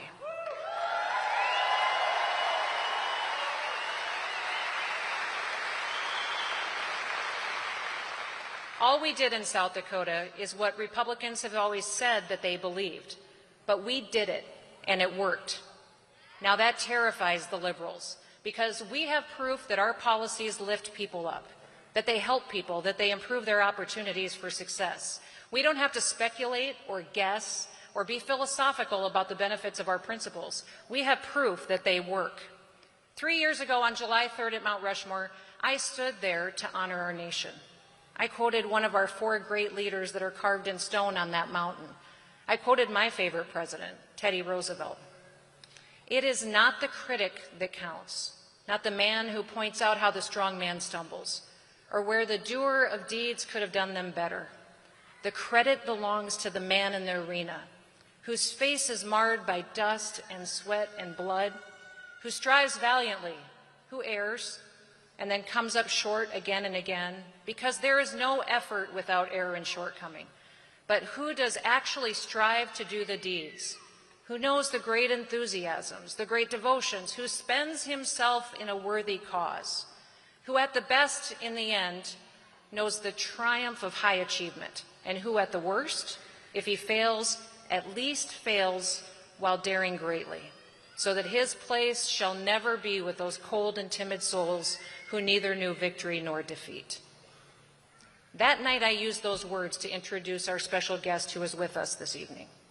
I introduced him as someone who knows precisely what it means to brave the dangers in the arena, someone who strives valiantly, who knows great enthusiasms, who spends himself in a worthy cause, who has firmly and repeatedly stated his commitment to place Americans, American liberty, American safety, and the American Constitution before anything else.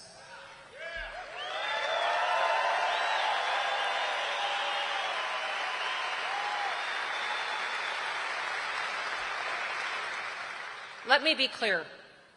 There are many who choose not to be in the arena, many who take the easy path, who criticize, who don't show up for our party, our country, or our constitutional rights.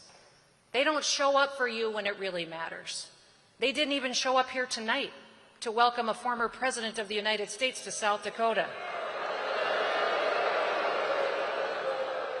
A president who cared enough to come and support our state Republican Party and our great chairman, John Wick. Yes, maybe it is controversial to be here tonight. Maybe it wasn't convenient, but it is not the critic who counts. Thank all of you for being respectful, for being here for a man who shows up every day for each of us.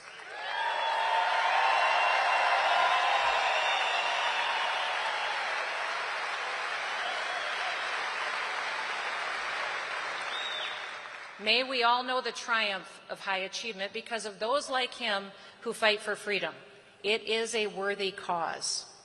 I was at the southern border just 2 weeks ago. Make no mistakes, it is a war zone, and President Biden's policies are inhumane. He is ignoring federal laws, he's perpetuating drug and human trafficking, he's undermining our national security. The only person in this presidential race who will fix that situation is President Trump.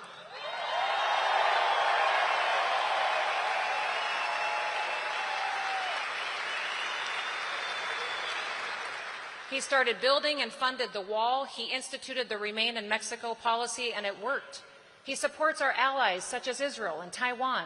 He understands that a strong America brings a safer world.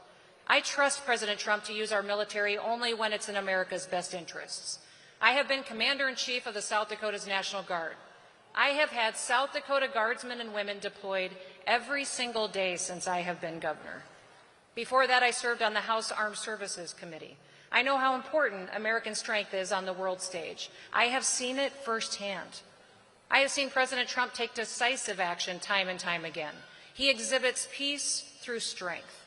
He destroys our enemies, and swiftly, without hesitation.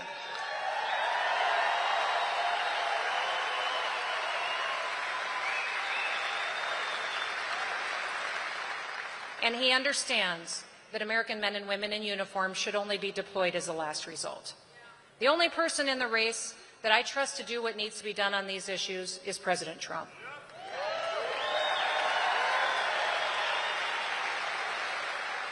I haven't seen these other candidates fight when it really mattered, when it was hard to do the right thing for our country. Now, some of them talk pretty tough, but where were they when the pandemic was raging? When leaders were taking away people's constitutional rights?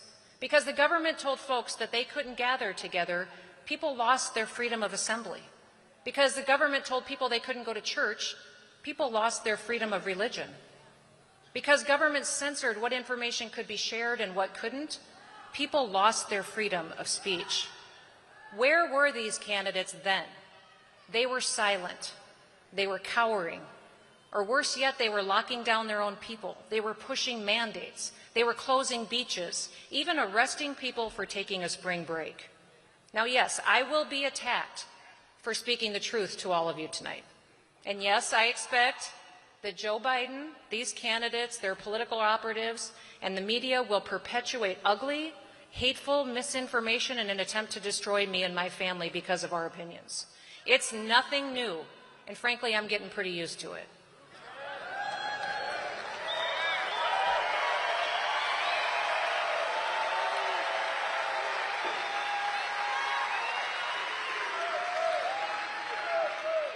But all of us here tonight, we need to heed this warning in this well-known quote. The only thing necessary for the triumph of evil is for good men to do nothing. So listen, do something. Get in the arena. History cannot and it should not be rewritten. We must remember what has happened in the past, learn from it, and not allow those who abuse their power to ever perpetuate their harm again. To President Trump, tonight, Mr. President, my message is clear. It is an honor to have you with us here in South Dakota.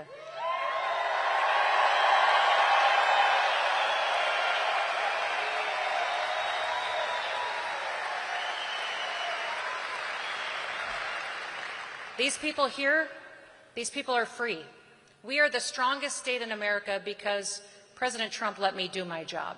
We seized that moment and we told our story. As you travel this great country, point to South Dakota as the example of what is possible. We just did hear what Republicans have always said they believed, but we did it and it worked. We don't have to talk hypotheticals anymore. We kept our businesses open. We kept government out of people's lives. We cut taxes. Our government lives within its means. We have a surplus, not a debt. We fund our pensions. We take care of our veterans. We conserve our natural beauty without government mandates. We fight for true and honest education because we know how important it is to hand America off to our kids.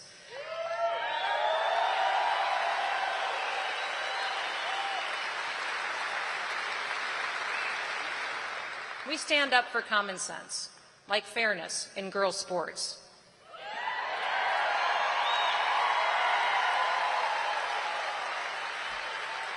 We do our part to secure the border. We honor America's heroes. We stand for the flag, and we pray to the Almighty.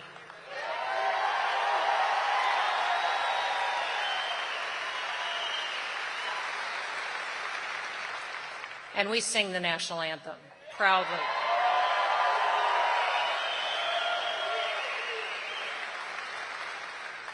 This is real America. South Dakota is the example that you should share with the rest of the country. You made America great again once. Let's do it again.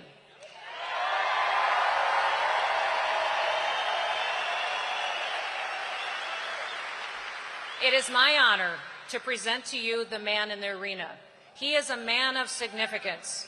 He is the leader, the fighter that our country needs. He has my full and complete endorsement for President of the United States of America. I will do everything I can to help him win and save this country. Ladies and gentlemen, the 45th and the 47th President of the United States, Donald. I was at the southern border just 2 weeks ago. Make no mistakes, it is a war zone, and President Biden's policies are inhumane.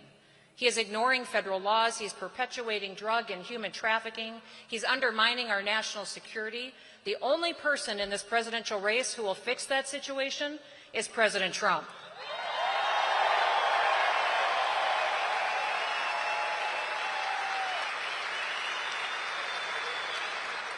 He started building and funded the wall. He instituted the Remain in Mexico policy, and it worked.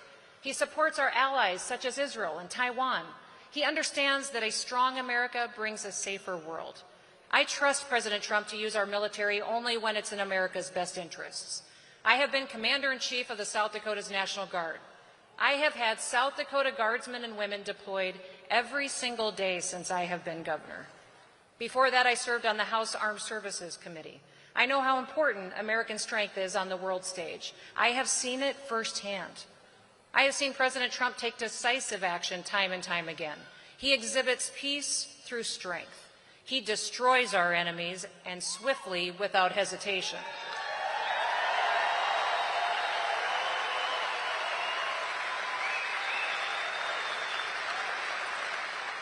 And he understands that American men and women in uniform should only be deployed as a last result. The only person in the race that I trust to do what needs to be done on these issues is President Trump. Hi, I'm Governor Kristi Noem. As we look forward to legislative session, I am preparing my budget.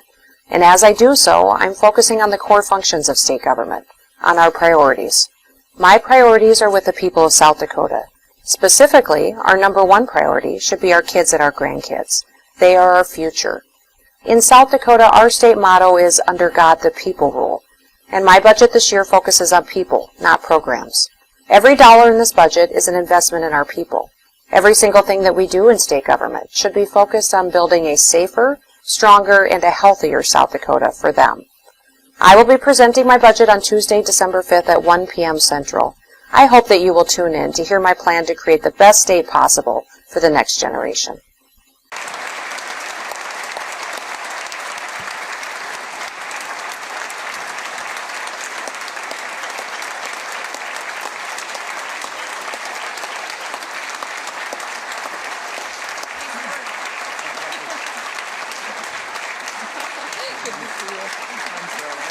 That was so great.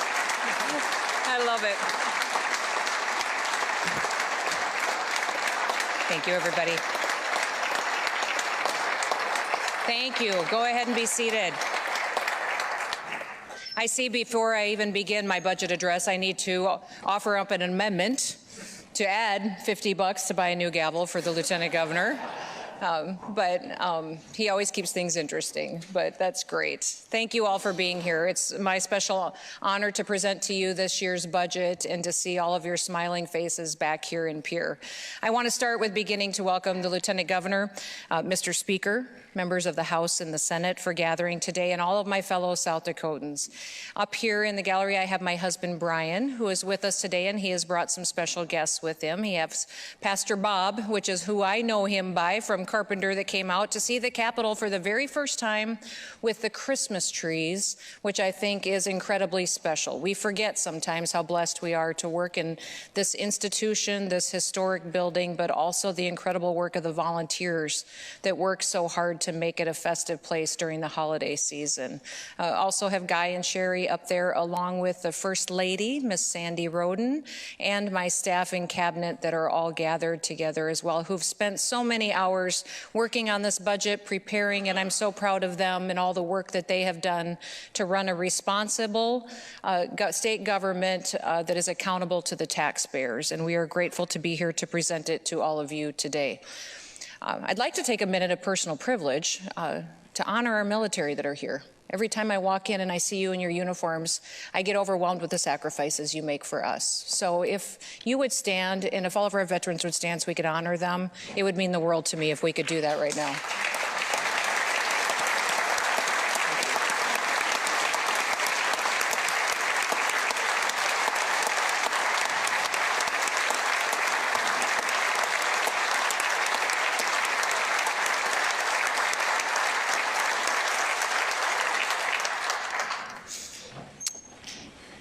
We live in a world that in many places is in conflict, and thank you for always standing in the gap for us to keep and protect our freedoms and our liberties.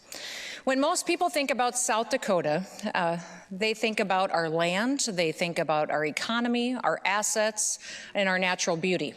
But when I think about South Dakota, I think about our people. Under God, the people rule. That's not only our state motto, but it's also our way of life. And it's my priority every single day when I come here to work in this building. Today, I am proud to present this budget for your consideration.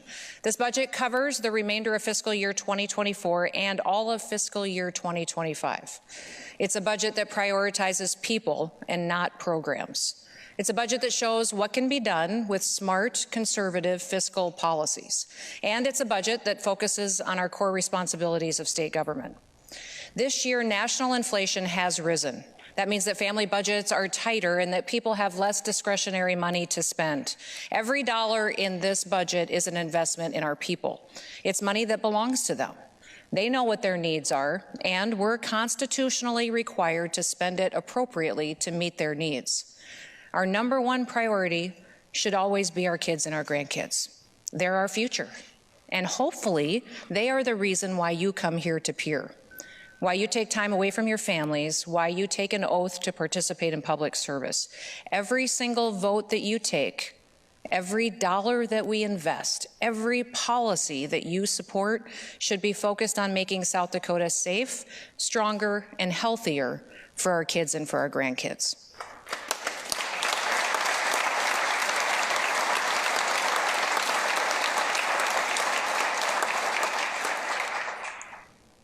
Now, our budget must be focused on the core purposes of state government as defined by our state constitution.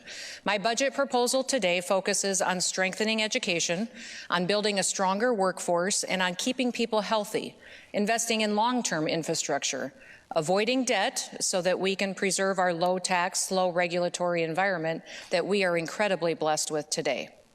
These priorities are possible because of South Dakota's economic strength. Our economy is one of the strongest in the nation. Clearly, we are feeling the impact of burdensome regulations from the Biden administration, and inflation has risen. People are still adjusting to the increased cost of everyday goods. We're going to embrace conservative fiscal policies to keep South Dakotans financially secure. We have no individual income tax, no corporate income tax, no personal property tax, strong reserve balances, a AAA credit rating, and one of the only fully funded pensions in the entire country.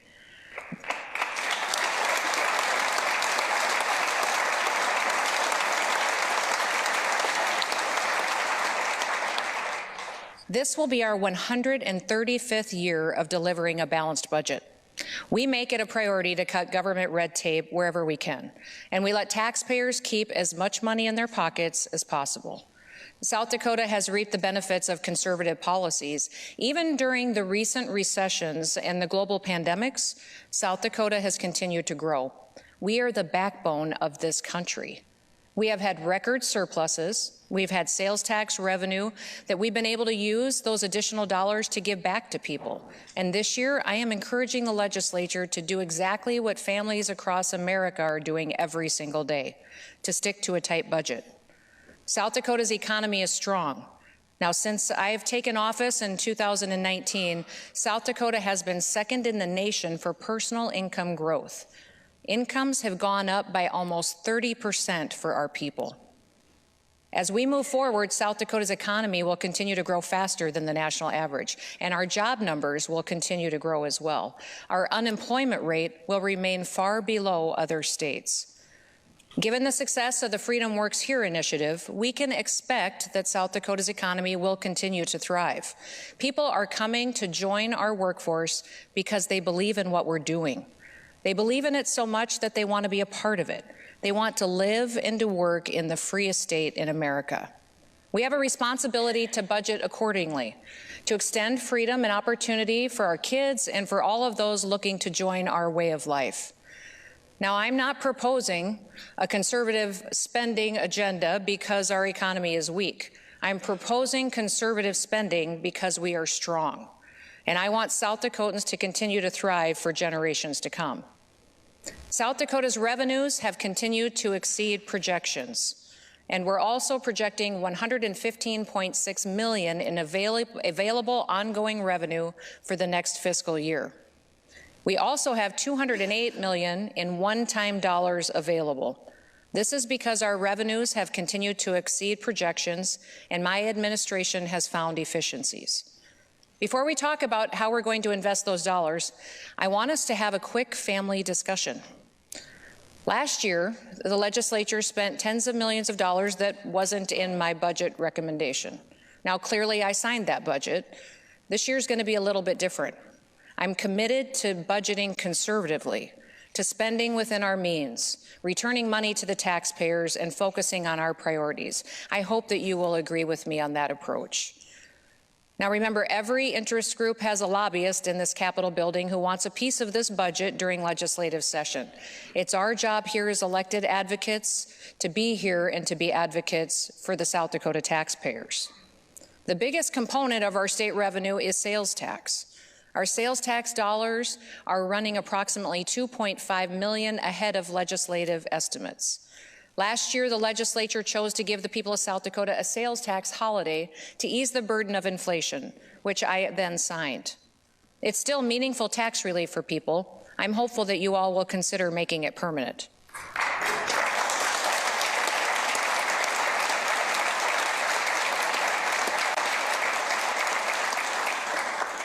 A significant portion of our additional revenues comes from unclaimed property receipts, which are now $76 million above estimates. We are treating this as one-time revenue. Over the last 10 years, a typical year brings in between $45 and $55 million in unclaimed property to the state of South Dakota. This amount has dramatically increased. Now, our state treasurer, Josh Hader, is looking at what other states spend to market their unclaimed property to help return these dollars back to their rightful owners. He and I are going to be working together to create a plan that ensures that South Dakotans know that their money can be returned to them. Our kids deserve the very best educational opportunities that we can provide. My budget addresses teacher salaries, invests in childhood literacy, and sets our kids up for the careers of the future. Let's talk about the big three. You're all familiar with those: our schools, our state workers, and our healthcare providers. National inflation has continued to rise over the past year, and state law requires that we increase funding to education at inflation or 3%, whichever is lower. I am recommending that we go above and beyond that, and that we provide 4% increase for education for providers and for state employees.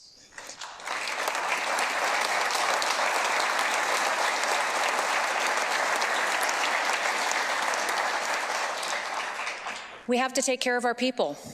We have to address our responsibilities first before we consider special interest projects. By investing 4% in our schools, we will give our school districts the money that they can pass on then to pay our teachers more. Our teachers are one of the most important factors to setting our kids up for a lifetime of success. We've all seen the impact that a great teacher can have on our kids, on their lives and on their learning. Studies show that just 1 year with a great teacher can raise a student's earning potential by thousands of dollars a year. It can even increase a student's self-esteem. Great teachers help make that happen. And we can retain great teachers by paying them what they deserve. Every year when we invest in the big three, I advocate that schools put that money directly into teacher salaries. 2 years ago, when I requested 6% for the big three, I asked schools to invest 6% into teachers. Last year, when I proposed 7% and you agreed, I said the exact same thing. Unfortunately, teacher salaries have not kept up. Since I took office, and with this 4% proposal, we will have increased state funding for our K-12 schools by 26.3%. But actual average teacher salaries have lagged far behind. So I would ask, why would we continue to send money to school administrators and school boards when they don't pass it on to teachers? I'm working with my Secretary of Education, Dr. Graves, to bring some ideas to all of you, to the legislature, about how to bridge this gap. Our teachers do incredible things for our kids.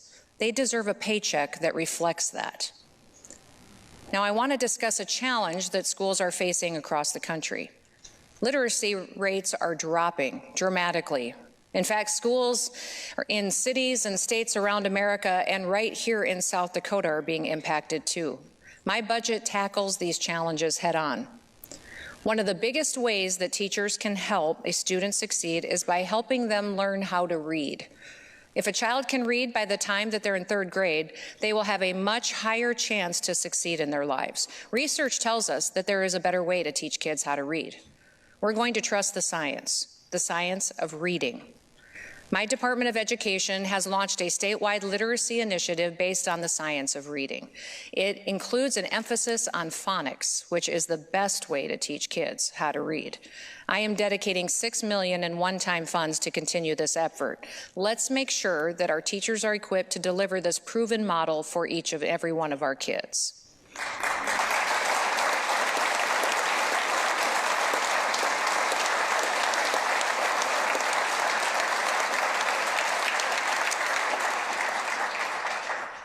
And if our kids can graduate from high school ready for a college or a career, we can set them up for success.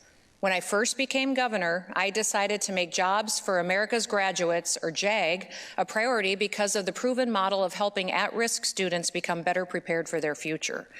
JAG is working. It helps kids who are at risk of not graduating from high school. Because of the skills that these students learn, 94% of kids who participate in JAG end up graduating. And when I took office, just a very few schools in South Dakota were utilizing JAG. In 2020, we established a full-time facilitator to cooperate with students and schools to set up JAG programs, and today 13 schools across the state have full-fledged programs with students thriving. These kids are completing high school, they're going to college, and they're achieving the career of their dreams. So why would we stop at just 13 schools? Today, I'm proposing that we target available federal dollars to invest in JAG. We will expand JAG to more schools, we'll set many more kids up for a lifetime of achievement. We educate our kids so that they can learn and they can be successful. We also educate them so that when they can get a good paying job in the career of their dreams, they could do that right here at home too. My proposed budget supports these priorities in several different ways. Now first, we have a very exciting new opportunity for the jobs of the future right here in South Dakota. For too long, our kids were moving out of South Dakota. They were going after exciting technology jobs, and we wanted them to have that opportunity right here at home. We changed it. We made tech research in South Dakota our next big industry. Today, I'm announcing the next step in that effort. We will partner with several state universities on a Center for Quantum Information Science and Technology and invest $6 million in one-time funds to offer unprecedented opportunities for students at Dakota State University, at the School of Mines, SDSU, and USD.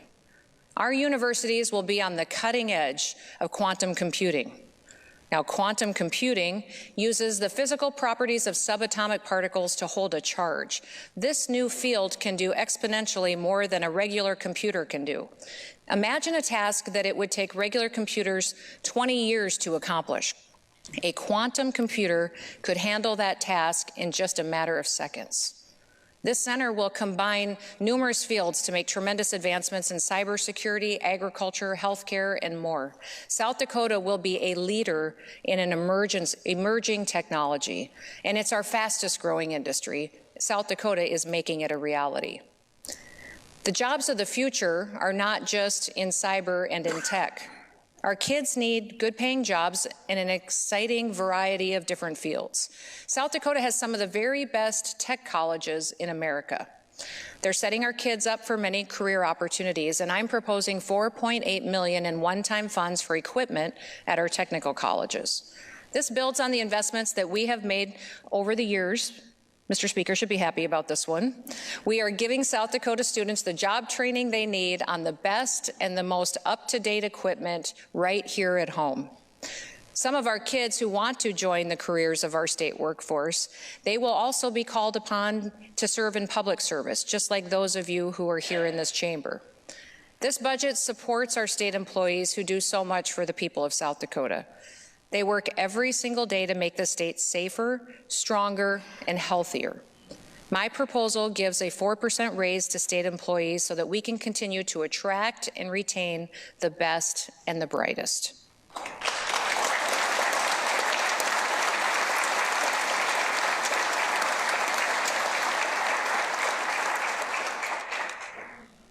If we want our kids and we want to give them the very best opportunities to succeed, we need to set them up for a healthy future.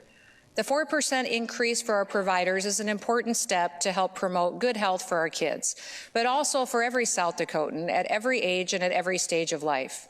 This increase doesn't pick winners and losers. Inflation is impacting all of our providers, so we should provide them all with relief.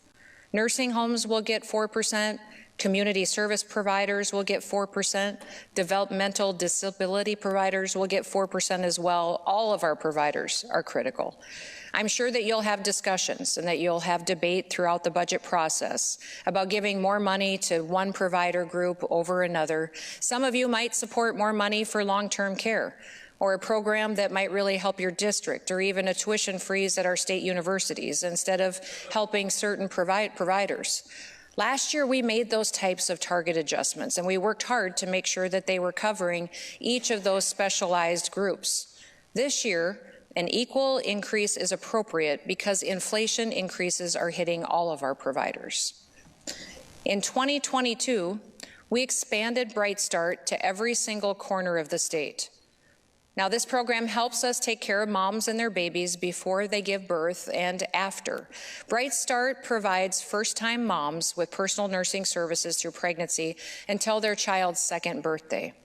Since we expanded that program, there has been such high demand for Bright Start that there have been a waiting list in many of our communities. My budget takes advantage of available federal funds to provide this opportunity to more South Dakota moms and their babies, which will reduce and will hopefully eliminate those waiting lists. And every child deserves an opportunity to grow up in a safe and a healthy home. For some, that just isn't possible in the current home that they're in. We must support foster care, guardianships, adoptions for kids who need them. My budget funds additional family treatment foster homes for kids that have more significant emotional or medical needs. We will also provide additional support for families after they choose guardianships or adoptions. I need to touch base on one more aspect of public health. The voters decided in South Dakota that public health will include Medicaid expansion. We will continue to ensure that this program is funded responsibly and that it's run efficiently. We still have one more full year of enhanced federal FMAP dollars, which are helping us defer the total cost of what Medicaid expansion is. But in fiscal year 2026, the full need will be about $64 million. Last year, the legislature provided $11.4 million to get us part of the way there. This year, my budget proposes an additional $18.3 million to help cover the costs of the program, and we will need to continue to address these funding issues in the years to come. Every single South Dakotan needs safe roads, bridges, dams, and water infrastructure to live their day-to-day lives. We still have about $105 million in remaining federal ARPA dollars from the federal government. As all of you know, we didn't ask for these dollars. The federal government sent them to us. They told us if we sent them back to them, they would be reappropriated to other states to be spent. South Dakota has been more responsible than other states in how we've utilized these dollars. We've worked together to make historic investments in water and wastewater projects. We provided funding for sewer projects attached to workforce housing. We helped expand broadband across every corner of the state. We replaced the LifePack devices in ambulances across South Dakota. The legislature also set aside $30 million to administer these grants and these initiatives. The Bureau of Finance and Management has been able to return $25 million of that in cost savings. They facilitated these efforts far more efficiently than what we expected. And the Department of Labor is also returning $1 million. With that additional $26 million in available dollars, we have a total of $130.6 million that must be allocated within the next year. Today, I'm going to propose that we appropriate $10 million of those dollars to revenue replacement. That is what is permitted under federal guidance, and I'm recommending that the remaining $120.6 million be invested into various water efforts. The bulk of that money, just over $95 million, will go to the Department of Agriculture and Natural Resources water programs, the same as the $600 million 2 years ago that you're very familiar with.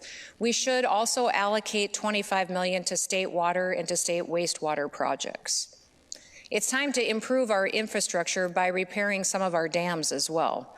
I know many of you are familiar with some of the challenges that we face across the state with some of our dams. The Richmond Dam still needs about $20 million in repairs. If we invest $9.7 million in one-time state dollars, school and public lands can leverage FEMA dollars for the rest of it. In similar manner, my budget proposes $2 million to repair the Lake Alvin and Newell Lake Dam. The federal government will provide additional funding to complete this project as well. I'm proposing $7 million in one-time funds to support IT modernization for our state government programs. Our platforms have to keep being invested in our technology to keep our systems protected. Listen, our state systems are attacked every single day by bad actors, and it is our responsibility to keep our citizens' information safe and secure.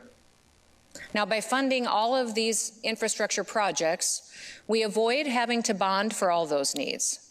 That means that we don't incur debt that our kids will be responsible for paying off in the future. So I want to give you a quick update on two different projects that are major needs for our state. One of them is the men's prison near Sioux Falls and the women's prison in Rapid City. Now, both of these new modern correctional facilities will keep our communities safer, but they will also address the space that we need that we don't have today, space that prevents us from getting those in our custody the help that they need. With these new facilities, we will be able to address behavioral challenges, substance abuse, skills and jobs training, and other areas that these individuals can use to get out of our prisons and get back into society and to thrive. Every dollar that we set aside now for these projects ensures that the state doesn't need to issue debt in the future.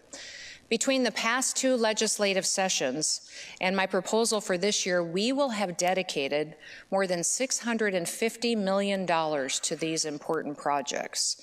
This will save our state $600 million in interest and fees over the next 25 years. That's $50 million in savings to the taxpayers every single year.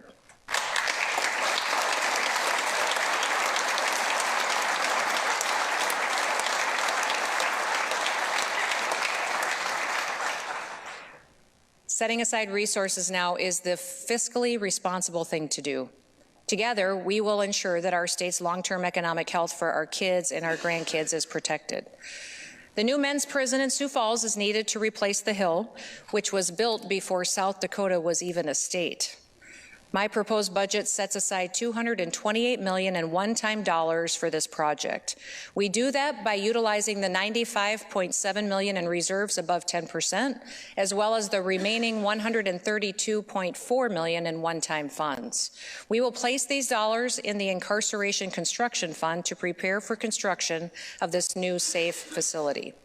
And as for the women's prison in Rapid City, we broke ground on the completion of the design phase. However, since we broke ground, we learned that there is a $27 million shortfall to this facility, that the space and programming that it needs. We will minimize this need by utilizing federal dollars for water, as well as almost $4 million in remaining land and design dollars.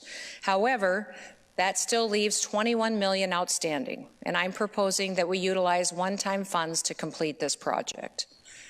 A strong criminal justice system supports our American way of life. It upholds the rights of our people, and that includes the Sixth Amendment right to legal counsel. South Dakota has not guaranteed this right in a very coordinated way in the past.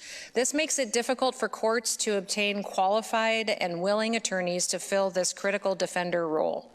Chief Justice Jensen initiated a summer task force to analyze our current system and recommend solutions. They found a way to do this better and cheaper. I am recommending that South Dakota create a statewide indigent defense commission that will oversee a statewide appellate defender office to handle criminal appeals, child abuse, neglect appeals, and habeas appeals. This office would also provide training and mentorship to rural attorneys. If we invest $1.4 million in ongoing funding, we will save the counties a net of up to $600,000 a year. Now, to be sure, there are uncertainties in the world today, but I am excited about South Dakota's future. We tackle challenges head on, and we always do it united. When the COVID-19 pandemic hit us, we didn't shut down, and rather we all did the opposite. We invited people to come and enjoy our spaces in our beautiful state. No matter what uncertainties lie ahead, one thing is certain: South Dakota will budget responsibly and conservatively. I want to thank my family. I couldn't do this job without them and their support. And I also want to thank my team at BFM for seeing my vision for this budget, for understanding the importance of focusing on the responsibilities of state government and building a budget from that foundation. They're sitting behind me today. Would you all mind giving Commissioner Jim Terwilliger and his team a round of applause for their fantastic work?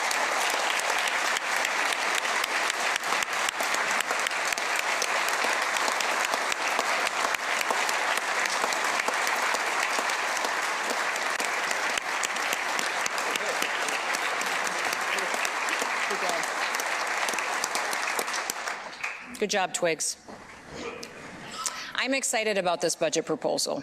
It's a budget that invests in our future, in our kids and our grandkids, the next generation, in their education, future careers, in their health, in infrastructure that helps us avoid debt in the future. This budget proposal makes smart, conservative, common sense decisions. Now, it's not the job of the government to do everything for people. The job of the government is to empower people to do things for themselves. That's the ideal that America was built on. I am proud to present a budget that prioritizes our kids and puts kids first. Under God, the people rule. We do not come to work every day for ourselves. We come to work to serve the people that make this state great. I hope that South Dakota can continue to be a shining example to the rest of the nation. We put people over programs here. They are hardworking people, and the people of South Dakota are strong. They inspire me each and every day. I pray that we can deliver a budget that they can be proud of, a budget that puts them first. So may God bless you, God bless your work, and have a very, very Merry Christmas. Thank you. Thank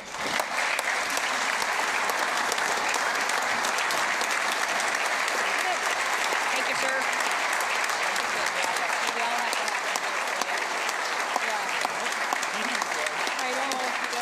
Thank you.